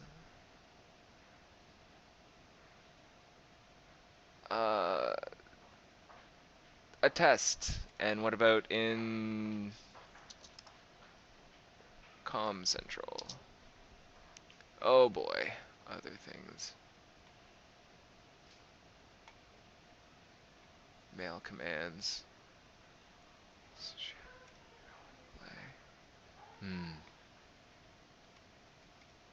So there's this in mail news to view the source, I guess, of an email. They open up the view source dialog or the window directly. So I want to avoid breaking that for them if I can. Create new attachment, dialog view source, view attachment. Okay. So that's for viewing attachment source, I guess. Okay, so I want to be cognizant of that. That's not on this side. Like I'm just going to pass params here, but on the view source side, when we start looking at these arguments, I want to have like a compatibility mode where we can still not mode, compatibility support, so we can still accept all of the old arguments that SeaMonkey and Thunderbird are all tossing at us. Okie doke. So all of this work is no longer necessary here, but I should make sure that I do it in the content process. And why? Why is this is forced char set? What's this? What's even happening with this information? Char set and is forced char set. What do we do with that information? Forced char set. Char set. Ugh, this is old code. Old, old, old, old, old. And there's already like, it looks like the arguments string has, like the order of arguments has changed over time. Or not the order, but like the number has changed, and like there's different ways of type of arg. Two. Oh, so I'm gonna have to like detangle this. But what is char set being used for? Whether char set was forced by the user. So it's to view the okay. It's to view the source in a particular character set. And then what do we do with that information? We tell the doc shell of the selected browser in the view source. So yeah, that's something we'd want to send down to the frame script. Okay, so it's not a thing we want to send down to the frame script. It's something that the frame script should take care of, is what I'm saying. So great, like I will, I should be able to get that information in the frame script, right? Like if I have the outer window ID, I can do anything, right? Like I'm pretty sure I can. I've seen this before. Web apps manager.jsm. Is that what it was called? No, web app manager. I saw some code in browser modules, web app manager.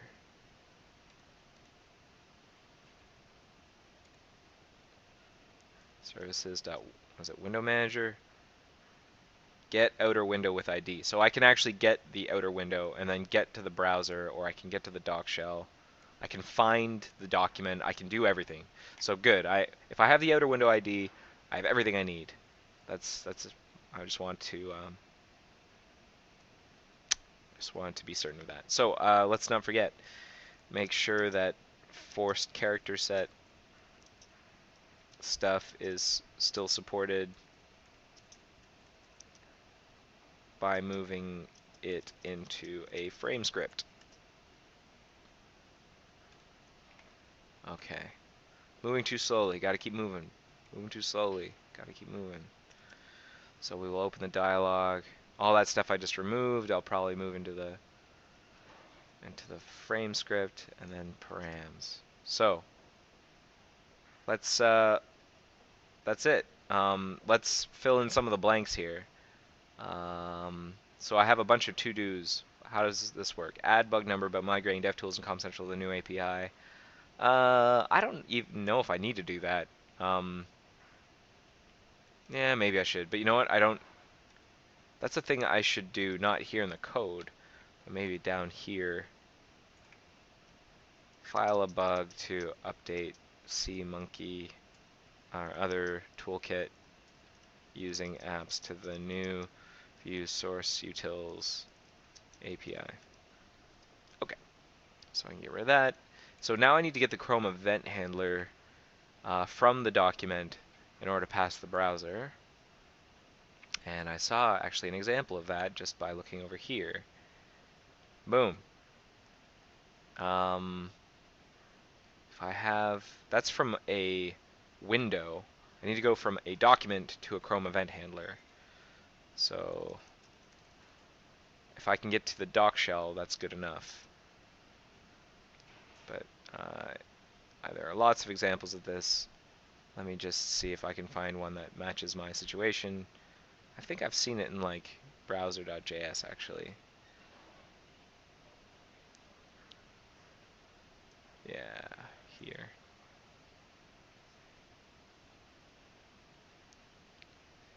doc shell.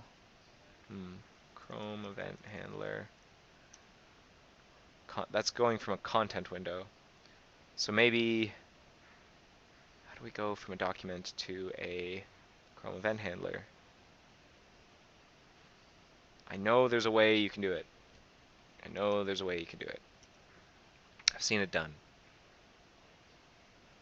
Okay, well, I know that I can go from a content window to a Chrome event handler. So is there a way of going from a document to a content window? Probably. Probably. So our content window equals, let's see if anyone converts or retrieves the content window from a document.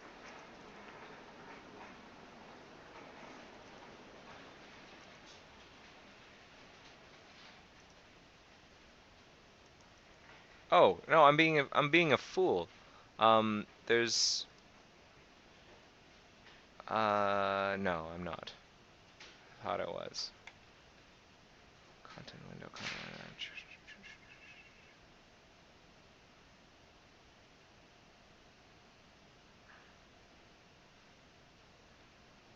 linked browser. Just default view? It might just be default view. Yeah, you know what? It might just be default view. Let's find out. Let us find out. What I can do is I can open myself up a new non-ETNS window and a new browser console here. And we have this fancy schmancy document here that's non-remote. So if I get this document, gbrowser.content document, so I have this nice document, content, sorry, it's default view. Default view.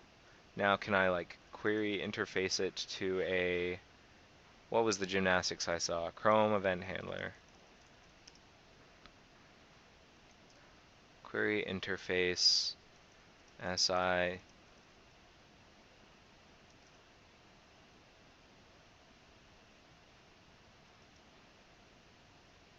interface requester, and then get the SI web navigation from it. Twisty passages all looking alike, and then query that for the doc shell, and then get the Chrome event handler. What do we get? We get the browser. Yes. Okay, that's what we wanted.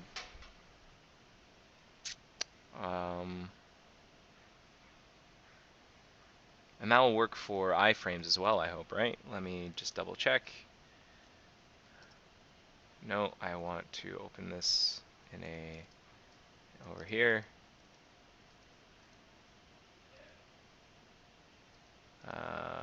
Window ordering. There we go. How do I, like, so gbrowser content window frames.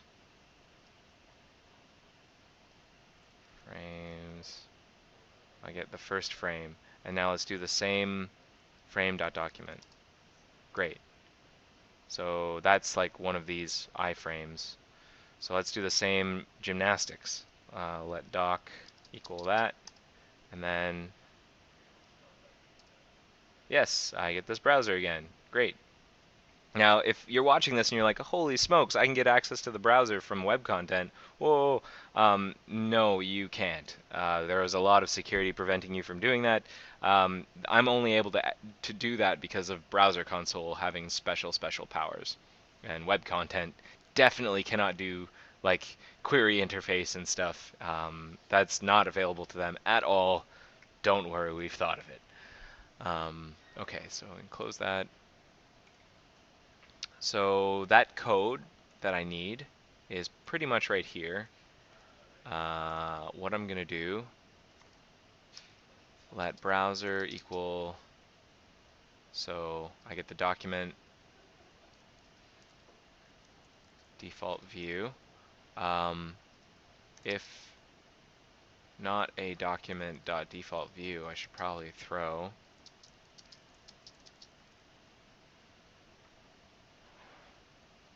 I guess. I don't know if there's ever a case where we want to pass in a document that is. Oh, you know what? No, it might be fine in that event. No. Hmm. What what would even happen if I passed in a document that doesn't belong to a browser anymore? Okay, well, that's a thing I should probably investigate. I will add a note. What happens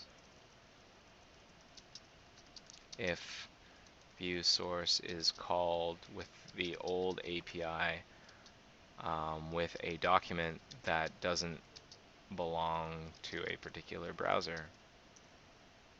Or I should say particular window, like it's been removed from the window. It's just some like rogue document kind of floating around. Looking at the time, by the way, it is 2:35. I'm planning on taking this all the way to 3. Let's see where I am progress-wise. I have these 3 more. I've actually completed that. I have this stuff to keep in mind. So I'm probably gonna make it. I'm gonna probably make it all the way to here, which I wanted to, by the end of 3 p.m. So I've got 24 minutes. Let's speed ahead, and then we'll call it a day. Actually, you know what I should do right now is let's take a look at the patch that we've currently written. I should probably commit some of this. It's a work in progress, definitely. Whoops, there we go. But let's take a look at this beautiful, beautiful patch. That's it. That's really it. Mostly what I've been wasting time with is answering questions and research. So, what do I call this? Bug. This is part of this bug. This is like part 1 of bug 1025146. And we'll describe what I'm doing in here, which is modernize view source utils to be able to use outer window IDs to load source document sources, I guess. It's not the best commit message I ever wrote, but it will do. Okay, so I'll commit that. You know what I really should have done is said WIP, just in case this, just so people know this is a work in progress, in case I like upload it to Moz Review or something for people to check out. So I'll do that. That's just my own little convention. I don't know if other people will do it. Okay, so let's keep a-going. So this stuff, I'm gonna clean up the indentation. We query interface. Oh, so one of the things is that CI is not available in this scope. I don't know why.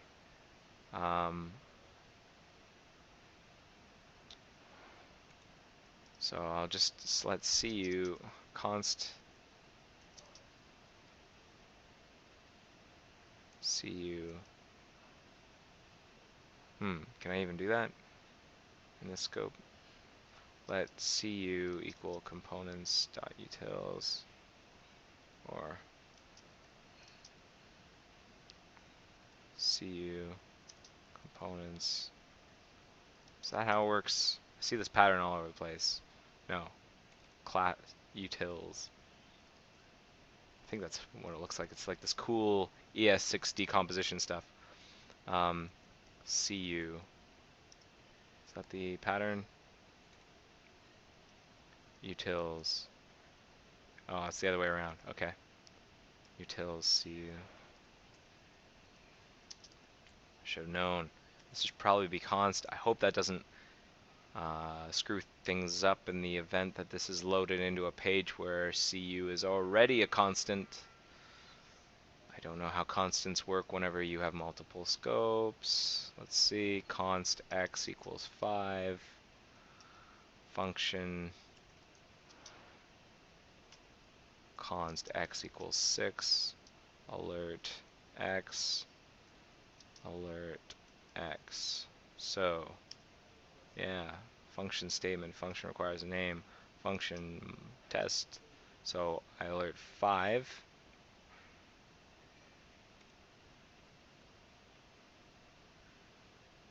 Oh, because the function's not even executed. Um,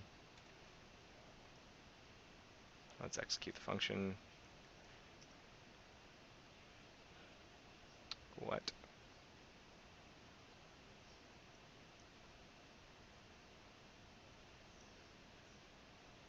Ah, so I should just do test. So 6, 5. Okay, so I'm okay. Const binding allows me to do this. Today I learned. And I also want interfaces as well.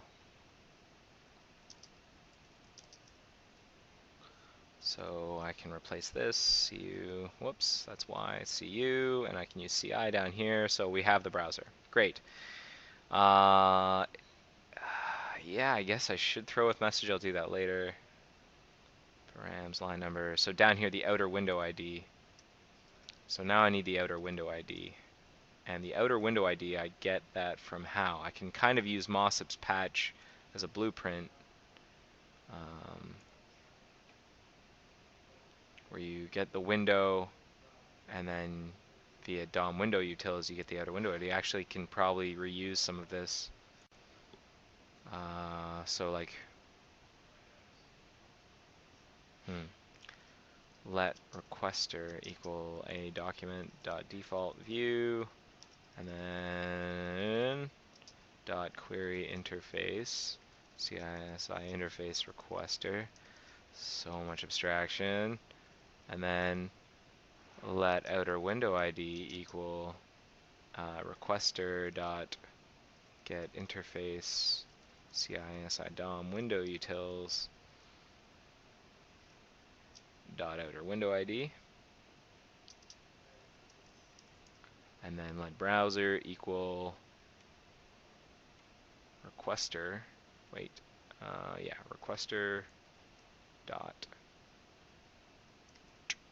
get interface. So that should give me all the stuff I wanted. So browser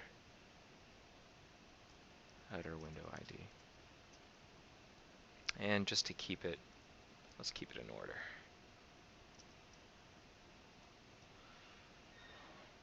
Okay, throw.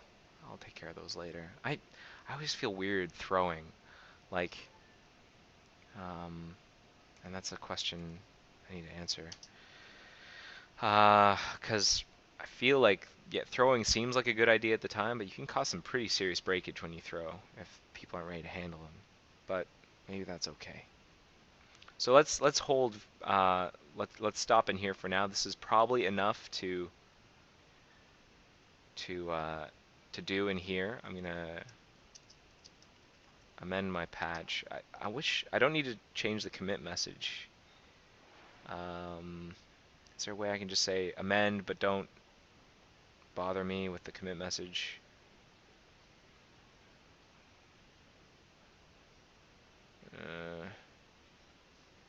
The amended commit unless specified. When a message isn't specified on the commit. Okay, so it's gonna ask me. All right, fine.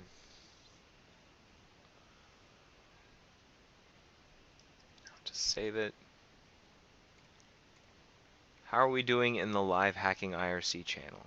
Ooh, we have some people. Hello, Snuffleupagus. Hello, Abby Cabs. Hello, everybody. Okay,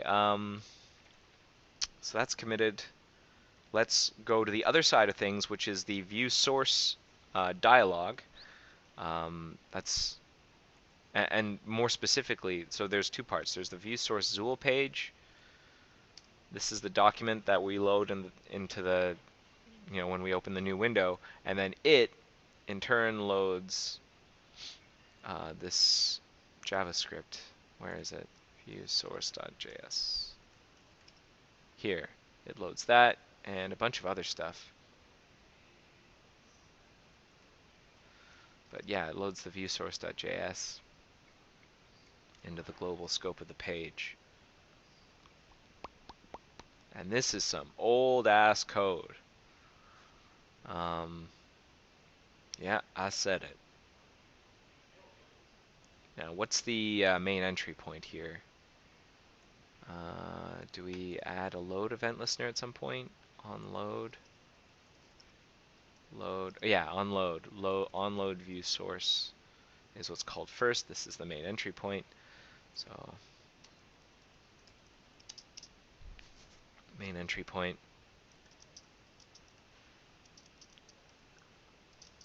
called as soon as view source dot zool is done loading. That's mostly for myself. There seem to be like two different styles in terms of braces. I'm a heathen, I prefer braces on the same line. And then we pass a view source. So in our case, the window arguments will be window.arguments 0. And we have two cases. The two cases are someone went through view source utils, and so we can assume that window arguments is an object, or the other possibility is that they are some other Zool application that is expecting the old style argument order to come in, and they're calling us directly, and that's like Thunderbird or SeaMonkey or something. So we have to account for both. And it calls this function view source, which I guess this is the stuff. This is the code that does the job of like parsing the arguments and extracting them. It's pretty messy. Let's see what we can do to clean it up. Oh, it expects the first argument to be a URL, and we've already broken that assumption. Excuse me. So who calls this? Does anyone else ever call this?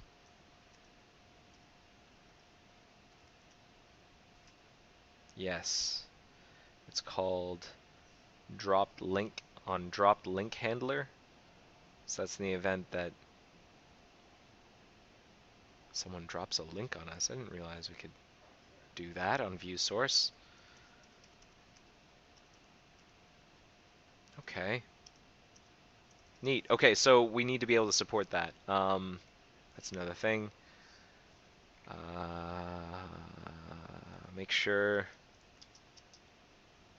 we can still accept dropped URLs onto dropped link handler, dropped links onto the view source window. So view source, tricky. What's the best way to do this? What is the best way to do this? It might be to not have this monolithic function do all this stuff, but to break it up a little bit. So let's pick apart what view source does. So view source checks to make sure that we got a URL. It used to throw, now it doesn't. It just fails silently. That's not great. It constructs this URL. So I don't know if you knew this, but if you go to this URL in your browser, view source, and then some page, I don't know if this will actually work in an eTennis window, but view source, it probably should. View source, and then we say like http mozilla.org or something. Does that work? Yeah, you can view the source right in a tab. If you didn't know that, now you do. And we have a dinosaur apparently in our source code. And I don't know that. But I am not surprised. Okay, so we construct that URL and we add some hide and show event listeners for the browser. So this is immediately not going to work in eTNS mode. These events will not bubble up. This will work, but we probably want to add a click event listener in the content process to react to things. So these are immediately suspect. Load from URL is true. Okay, and now we parse the arguments supplied with the dialogue. So luckily, someone has gone ahead and documented the expected arguments. I hope this is up to date. The only thing worse than no documentation is out of date documentation. Actually, I don't know if one's worse than the other. I think I'd probably prefer out of date documentation to no documentation. Well, I don't know.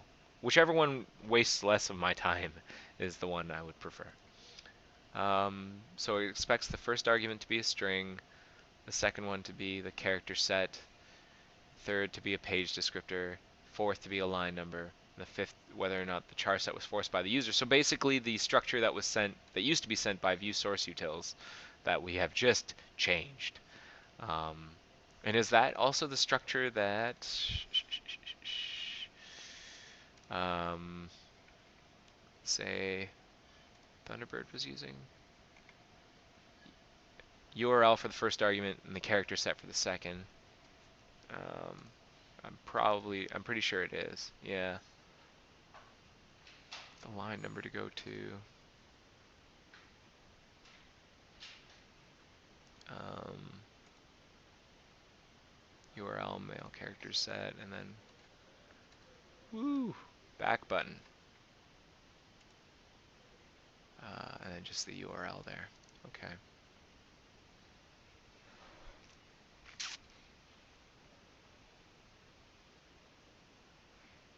So let me think. It's kind of the same problem we had up in view source utils. Unfortunately, there are two entry points for this for this like this API, I guess, this view source API. There's one you can go through view source utils, which I think is the recommended way, and then you can just directly open up the dialog and pass it stuff. So there are two ways of doing it, and that's not great. We should probably discourage the use of the second, like opening up the dialog directly. We probably shouldn't break it either. So we have to handle that case. So maybe what we should do then is parse the arguments. Let me see how the arguments are parsed right now. If we have arguments in the window, we see if there are two or more arguments, and if so, then we get argument 1, which I guess will be the character set, and then it can be if type of arg is string and it starts, if it has char set in it, it's not equal, then we split it up. So it only wants that just so that it can like split it up and then take the latter half. Why did it make us have the char set there in the first place? This is crazy. And then we store it. Otherwise it's just null or undefined, sorry. If the document had a forced character set it here as well. So that only makes sense if character set was defined as something. And then, which, if we have a particular line to go to, and then the page descriptor.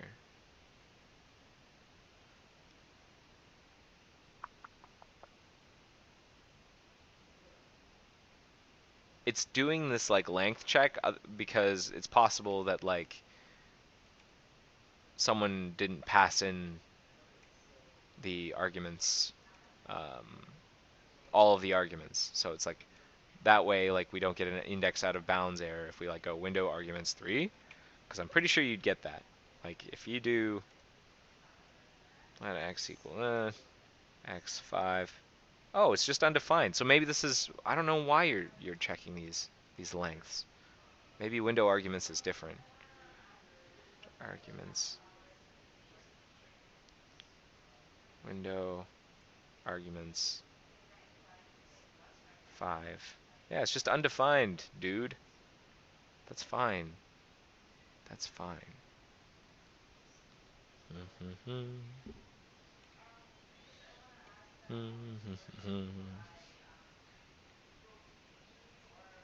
Okay, so we load from the session history. This all needs to go down in the content process. You know what? Like all of this needs to go down to the content process, basically.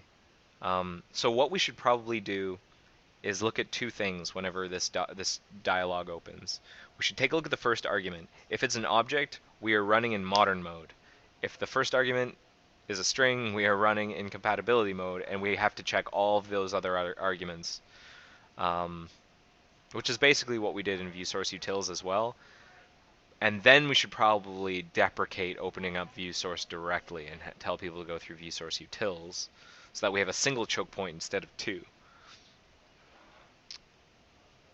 So that's what I'm thinking.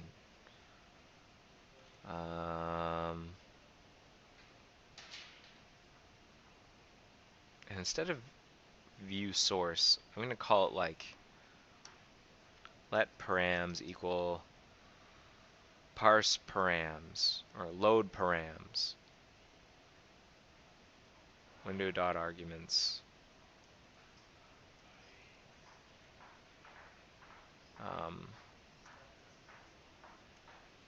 Window dot arguments is an array.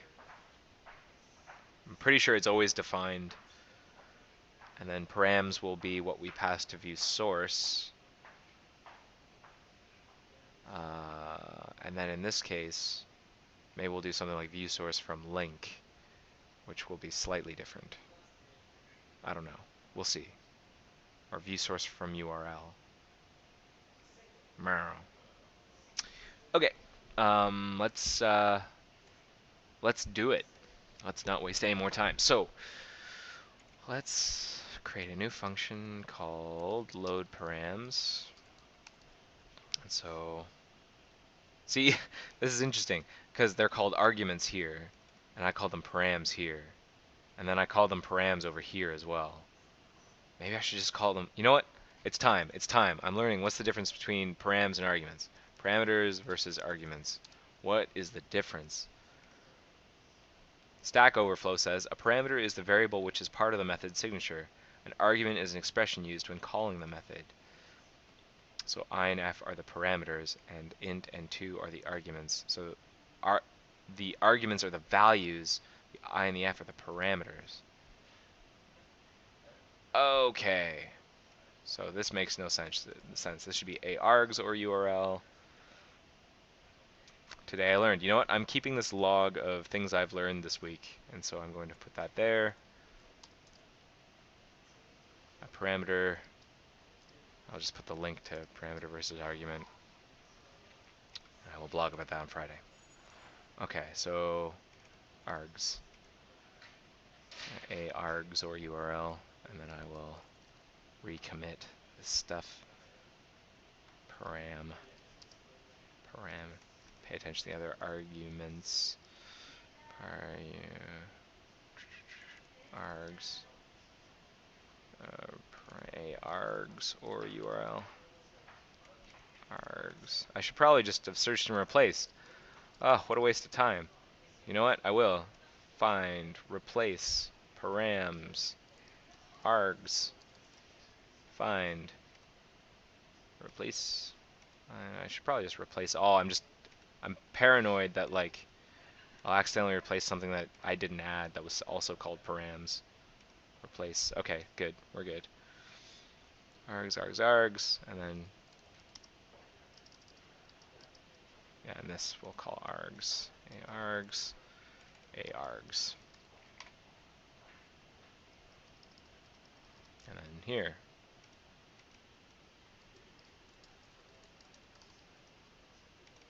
Args or URL. Args or URL. I really should have used search to replace, but you live and learn. Hopefully you'll learn. Okay, so let's commit that. Let's see what the change is.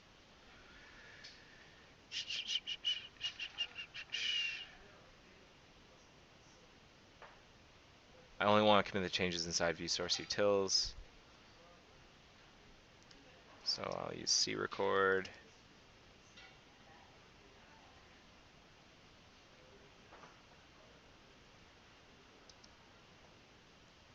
And I'll create a new commit on top, which I will fold into the old one. So fold into previous.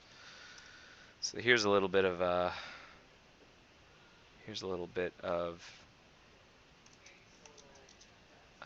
gymnastics, mercurial gymnastics. Um, Bug. So this is also a whip. Commit this work I've been doing inside viewSource.js. Modernize viewSource.js to use a frame script.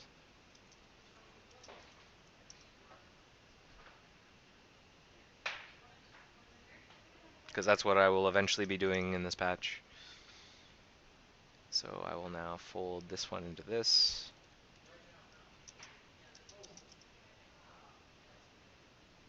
And then keep moving.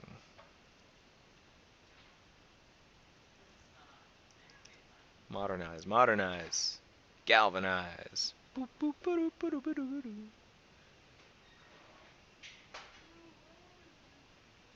Okay. Here we go. Done. Done, done, done. Okay, so let's get back to where we were. Wait, I have to finish the hist edit so that I get the change I made back.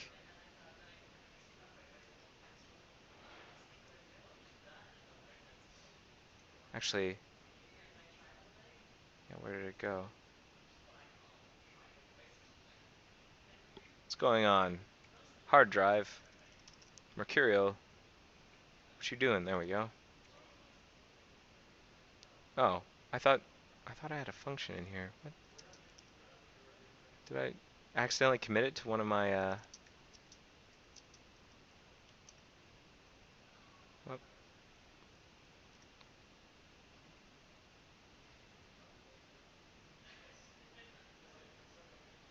no, I guess not. Never mind. Oh yeah, I args load args. So function load args I'm just gonna call it arguments. Actually, no, I definitely shouldn't call it arguments because window.arguments is something that um, hmm, just call it args. Try not to pass globals around, but or refer to globals inside of other functions. Should try and do things in a nice compartmentalized way. Okay, so the first thing we want to do is if args 0 type of equals object, then we're in good shape. We're running, the caller is using the modern API, and we can just return that as our arguments. Return arg0. Otherwise, now what are we doing? What did we do over here? The character encoding thing, we can probably ignore we can probably just ignore those because we can figure that all out in the frame script. And then what about type of args? Barrett Rennie inside of live hacking says type of args, not args type of. Of course, you're right. Thank you, Barrett. Thank you, Barrett. See, my plan of basically crowdsourcing all of my bug fixes is starting to take shape. Thank you very much, Barrett. Type of args equals object. Now, what were the other arguments that could come in here? There's the URL string, the character set, which we're just going to flat out ignore.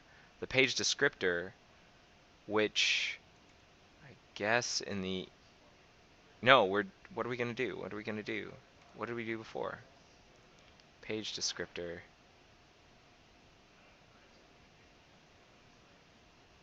We just ignored it in this case. Yeah, accepted for compatibility reasons, but is otherwise ignored. Because we're basically just going to do... I know if I'm repeating myself, it's because I'm trying to get this all in my head.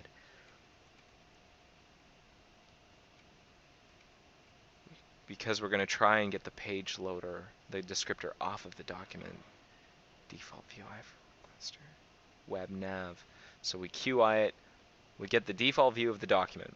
We get the interface requester.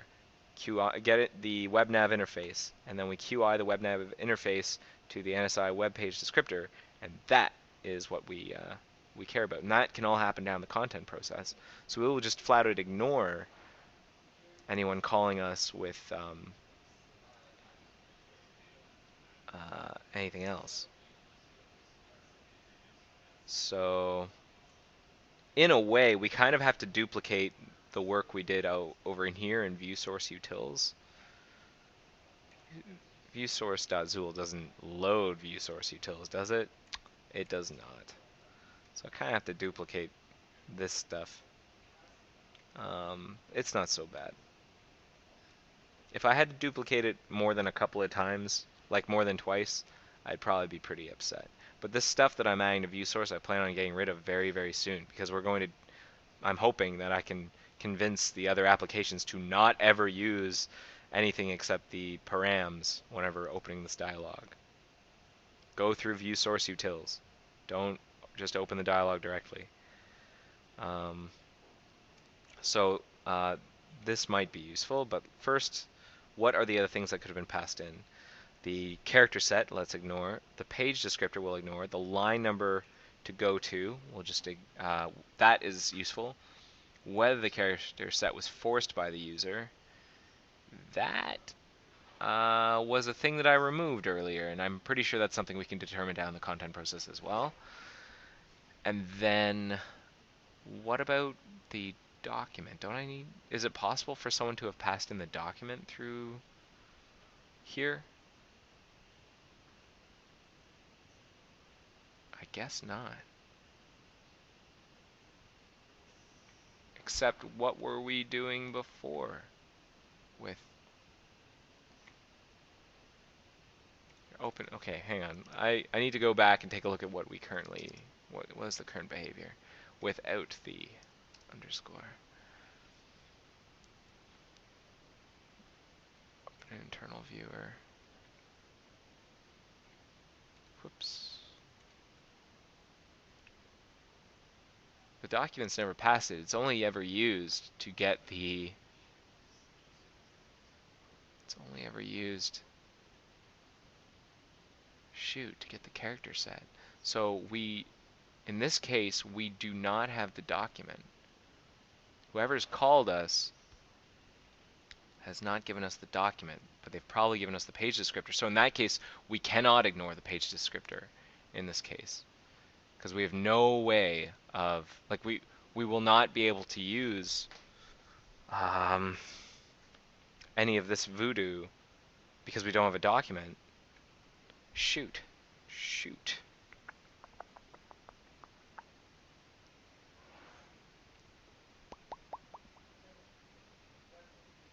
But we do have a URL. So let's start with that. URL equals args0. We have a URL. We don't have an outer window ID. I don't think we can get an outer window ID. So the args that we might send back are going to be different. Oh, that's a pain in the butt. No,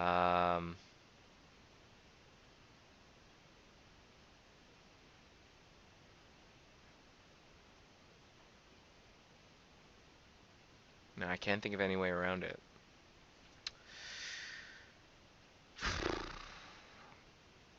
So the requester, I guess we'll have to get all that stuff. We'll have to get it. The character set, all of it. What character? set equals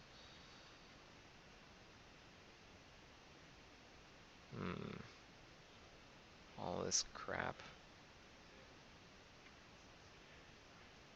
Ugh.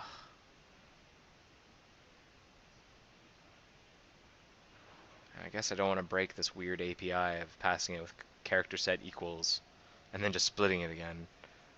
It's so weird. This, okay, if it's not immediately obvious, this code is old. Very old. Like probably Netscape old.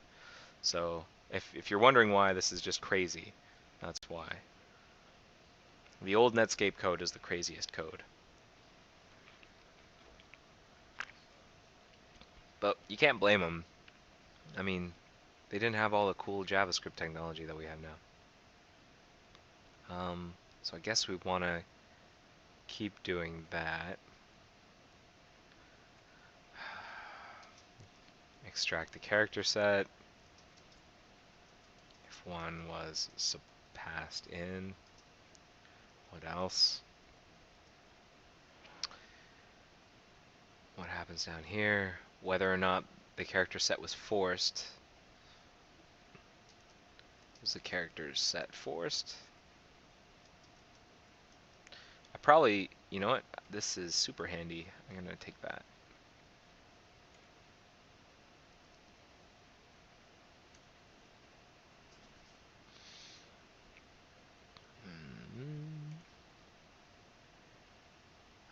Was the character set forced, and then are we going to a particular line number?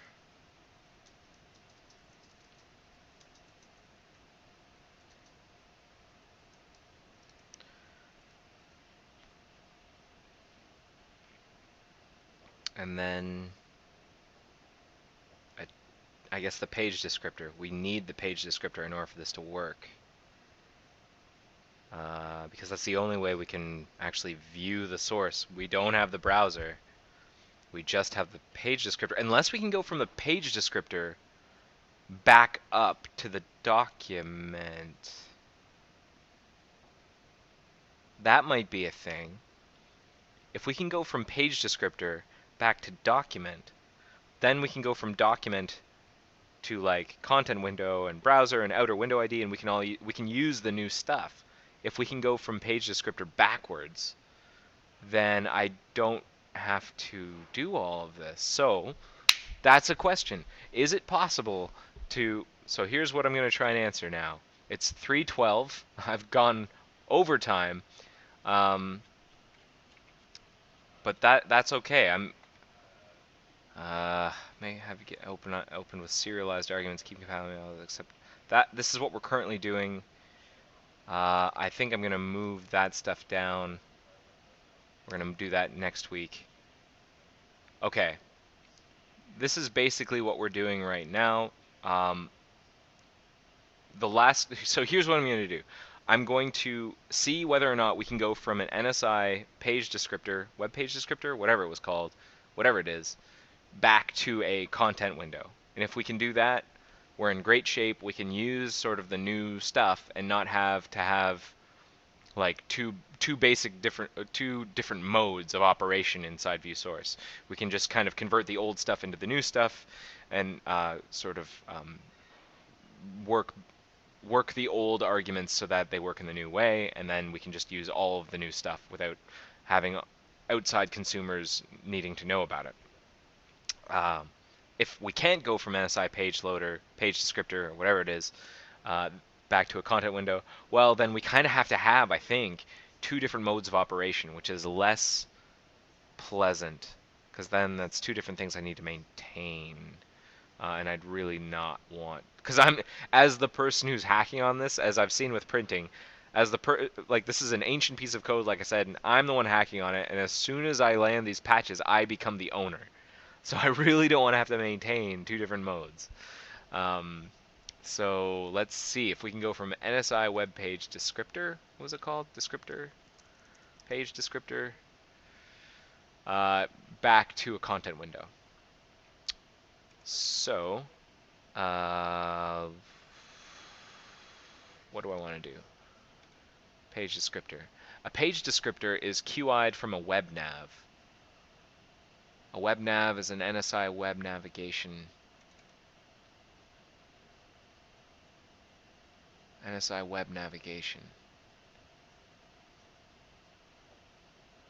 NSI web navigation. Where can I go from there?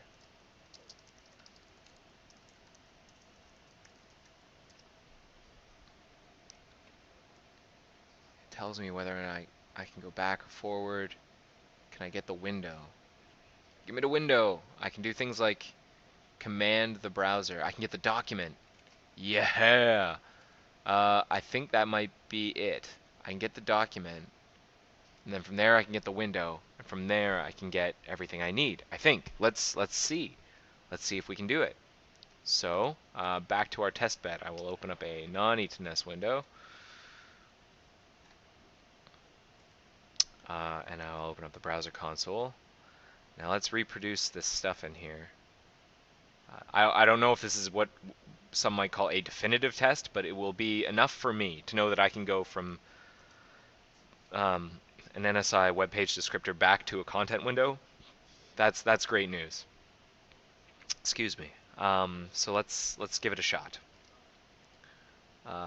So let's start with getting a NSI web page descriptor. And we can do that by basically following these steps. So let win equals g browser dot content window as kapow. Well, it's not a kapow though. I say content window as kapow because, well, that's what I'm used to. And then we get we QI to an interface requester. Let requester equal win.query interface si interface requester. Okay, we have it. We have it. Now we can get interface NSI web navigation from it. Nav equal requester to get interface CI NSI web navigation. Yes, we have it.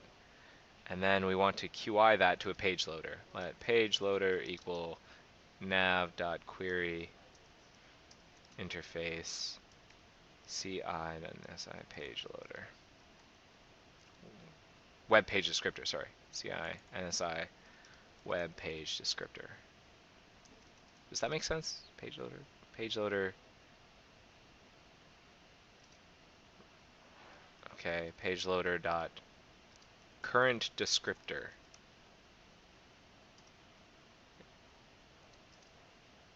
Let descriptor equal this. Descriptor is this thing. And what is this thing? It doesn't really know because I haven't query interfaced it yet. So now that we have this thing, NSI page web page descriptor? No, wait, what does current descriptor send back? I have to look it up real quick. Sorry about that. It's just an NSI supports. Shoot! Oh, it's not gonna work. It's not gonna work. It's a read-only, and it's current descriptor. Oh, and it's not gonna work. You know why? Because I'm pretty sure we get it from the doc shell, and it's going to be, what is it? It's an NSI SH entry.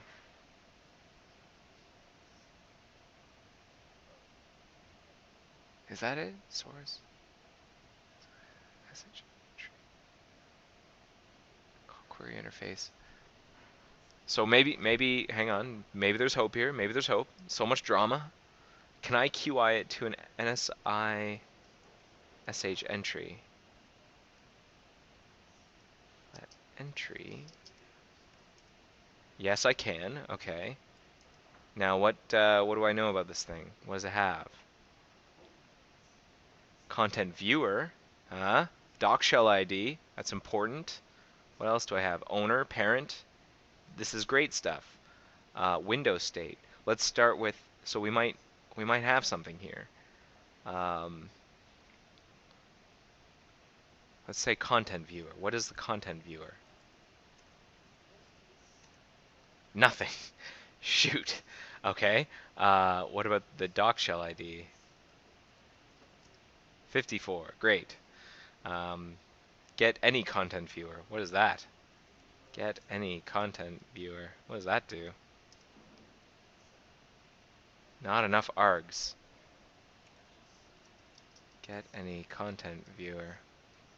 I should probably look at the interface definition for an SISH entry.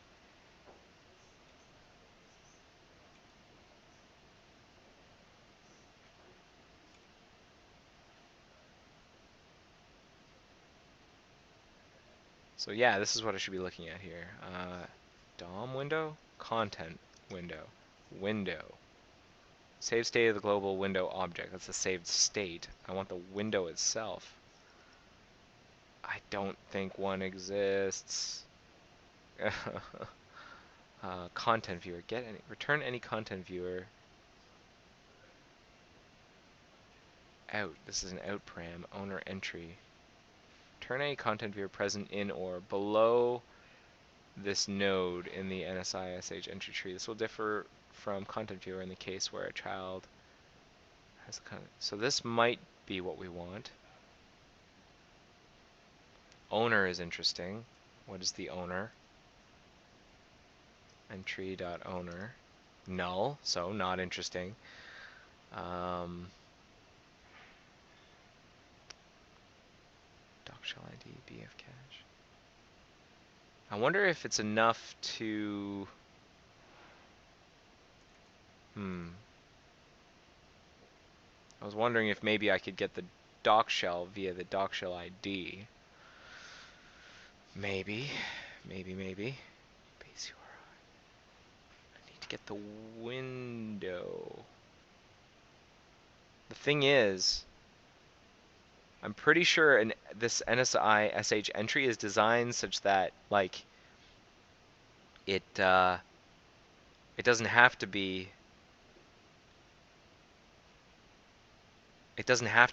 loaded in a window. It could be something that's like a couple of like you've been away from it for a while. Say you go to a web page and then you go forward a whole bunch of web pages. It's not still loaded in some window in the background. It's unloaded, and that's what this thing is supposed to be. It's a session history entry, and it might not have an entry in any. It might not have a content viewer. And I determined that was null, right? Yeah. Okay. Return any. So, does anyone ever call this ever?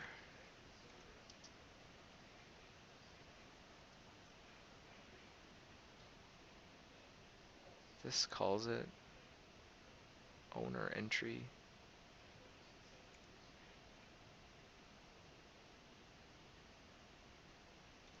I don't know if that's gonna work. It takes an out param of NSI SH entry.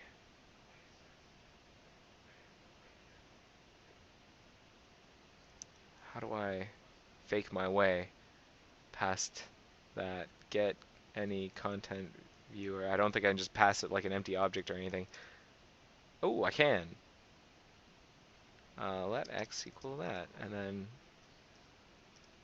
hey, and then the value is null. Great. Okay, so we're kind of sunk here. I think we have to bite the bullet. I should probably double check. I'll talk to some people. Maybe, you know what? No, that's part of this. I will not work on this bug outside of the stream. So if I'm gonna ask someone, I should ask someone now. Let's see if Smog is around.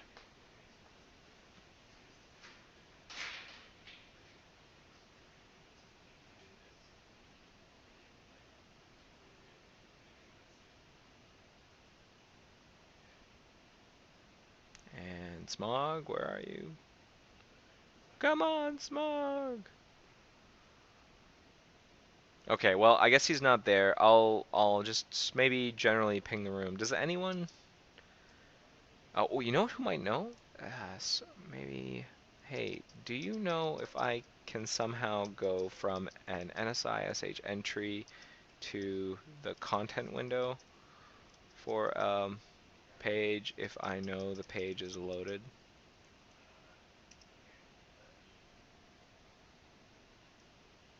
You'd think it would have been content viewer. Content viewer. Entry.content viewer was very, like, content type was blank, and then content viewer was null. I mean, it's right here. It's definitely loaded. Oh, here's Smog. Hey, hope you don't mind. I'm streaming this conversation on Air Mozilla. If that's a problem, please let me know. No worries in that case. Otherwise, do you know if it's possible to work backwards from an NSISH entry to an NSI, I guess what do I want? Content to a content window? NSI DOM window? If I know that the page is loaded. I thought I could get there via content viewer on the NSI SH entry, but it's strangely null, even though the page is loaded. And I wanted to ask before I dove into the tree CPP stuff. Okay, so let's see what Smog says, and then whatever he answers with, I'm going to cap the stream right there with whatever he says. I'll write it down, I'll cap the stream, and I will not work on this bug until next week. And we did okay. We didn't get as far as I wanted to. We got pretty close, but we ran into some things. Not surprising. That's generally how it goes. But basically, to summarize, we've found a way of cleaning up the arguments that one can pass when calling the view source dialog or opening the view source dialog via view source utils, with a nice sort of legacy support for the old mechanism, for like the old arguments.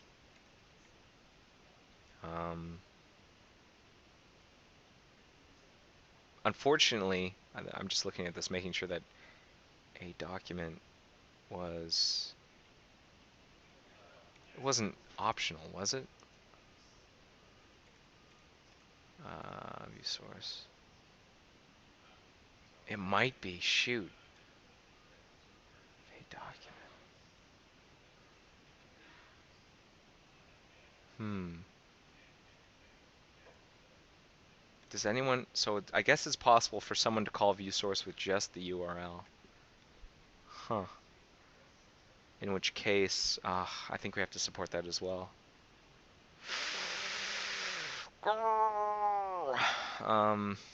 Okay. Let me see all the... There's so many ways of doing things. Yeah, it looks like... Oh, that one passes a document. Back button. Back button. It's definitely not passing a document. Shoot. Okay, I better write that down as well. Account for the case where a document is not being passed to view source utils view source. Meanwhile, let's see if Smog has responded to us. We're asking the case for the page is in BF cache, since in that case content viewer should be non-null.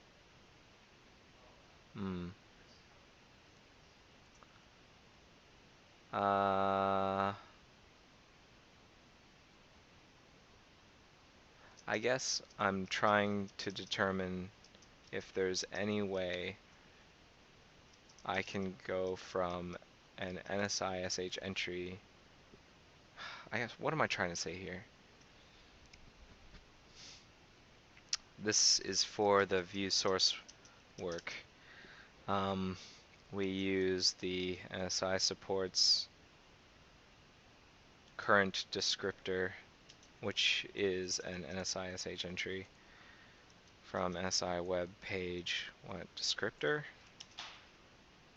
to load from cache instead of from the BF cache. I'm wondering if it's possible to go from,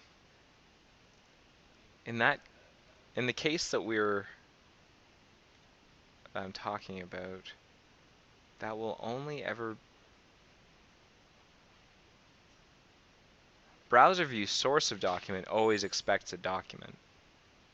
It's view source utils that doesn't expect a document, or doesn't require a document. I think that's something I really need to sort of make explicit. What is optional, what is not optional in these arguments. We use the NSI supports current descriptor, which is an NSI/SH entry from the NSI web page descriptor load from the BF cache. I'm wondering if it's possible. I just want to make sure my question makes sense before I make a fool of myself in front of Smog.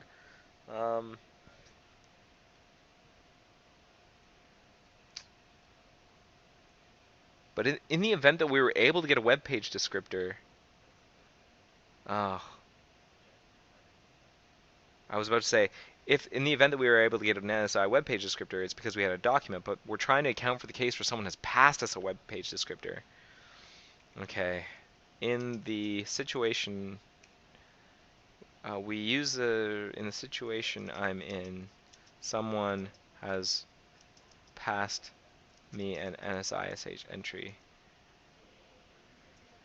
and I want to work my way up so that I can determine so I can work my way up to getting the outer window ID of the content window that's loaded the document, if possible. I know this is a long shot. Well, I don't know if it's a long shot. So what's he referring to? When restoring the presentation, we call this. He's referring to some code.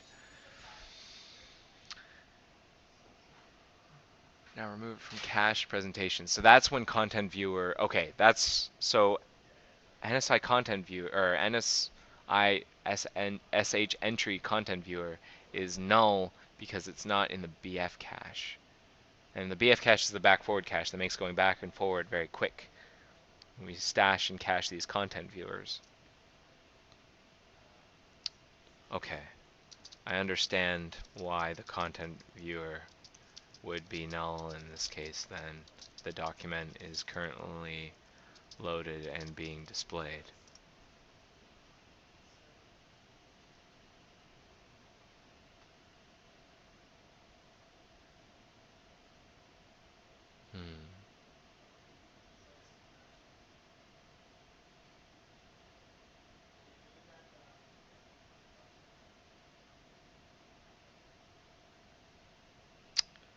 So, I don't know. I don't know if there's any way of going from a web page, sorry, an NSI/SH entry back to the content window.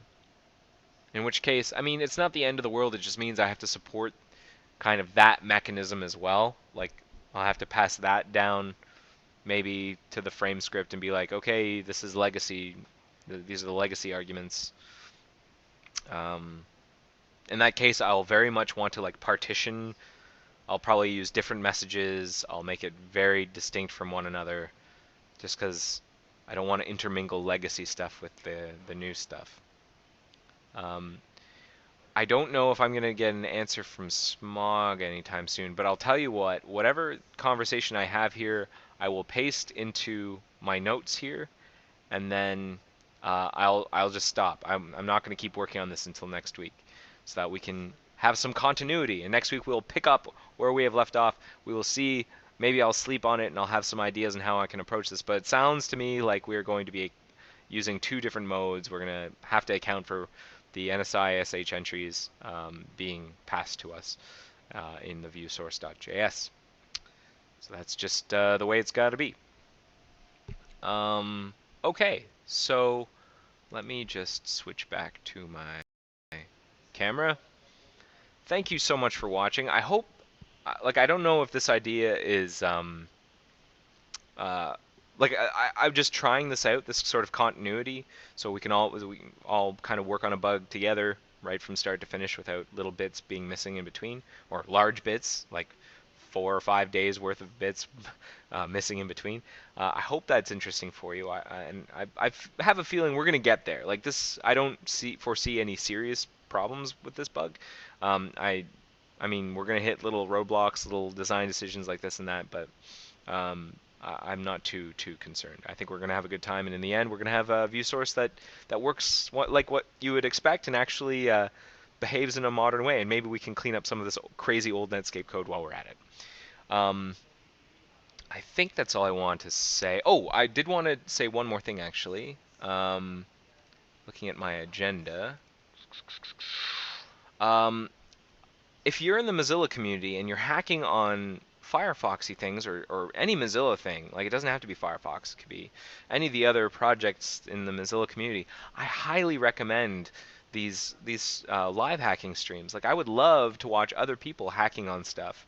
I would sit down with some popcorn. I would watch people like hack away on the WebMaker project or Thunderbird or Servo or any of the hundreds of cool things that we do in the Mozilla community. I would love to watch that stuff. So if you're out there and you're working on that stuff and you want to stream, I can totally connect you with the people to make that happen. All the software that you need is open source, and really what you need is a microphone. You don't even need a webcam. You just need a microphone really and a decent connection to stream. Um, so if you're interested in that sort of thing, talk to me in the #live hacking channel on irc.mozilla.org. I would love to get you started on that, and maybe you can get a channel on airmozilla.org as well, and we could see some more live hacking streams. So enough of me yammering. I've been talking for like 2.5 hours straight. Thanks so much for watching. I hope this was an interesting episode, and we will continue where we left off next week. Until then, take care. Thanks for watching. Bye.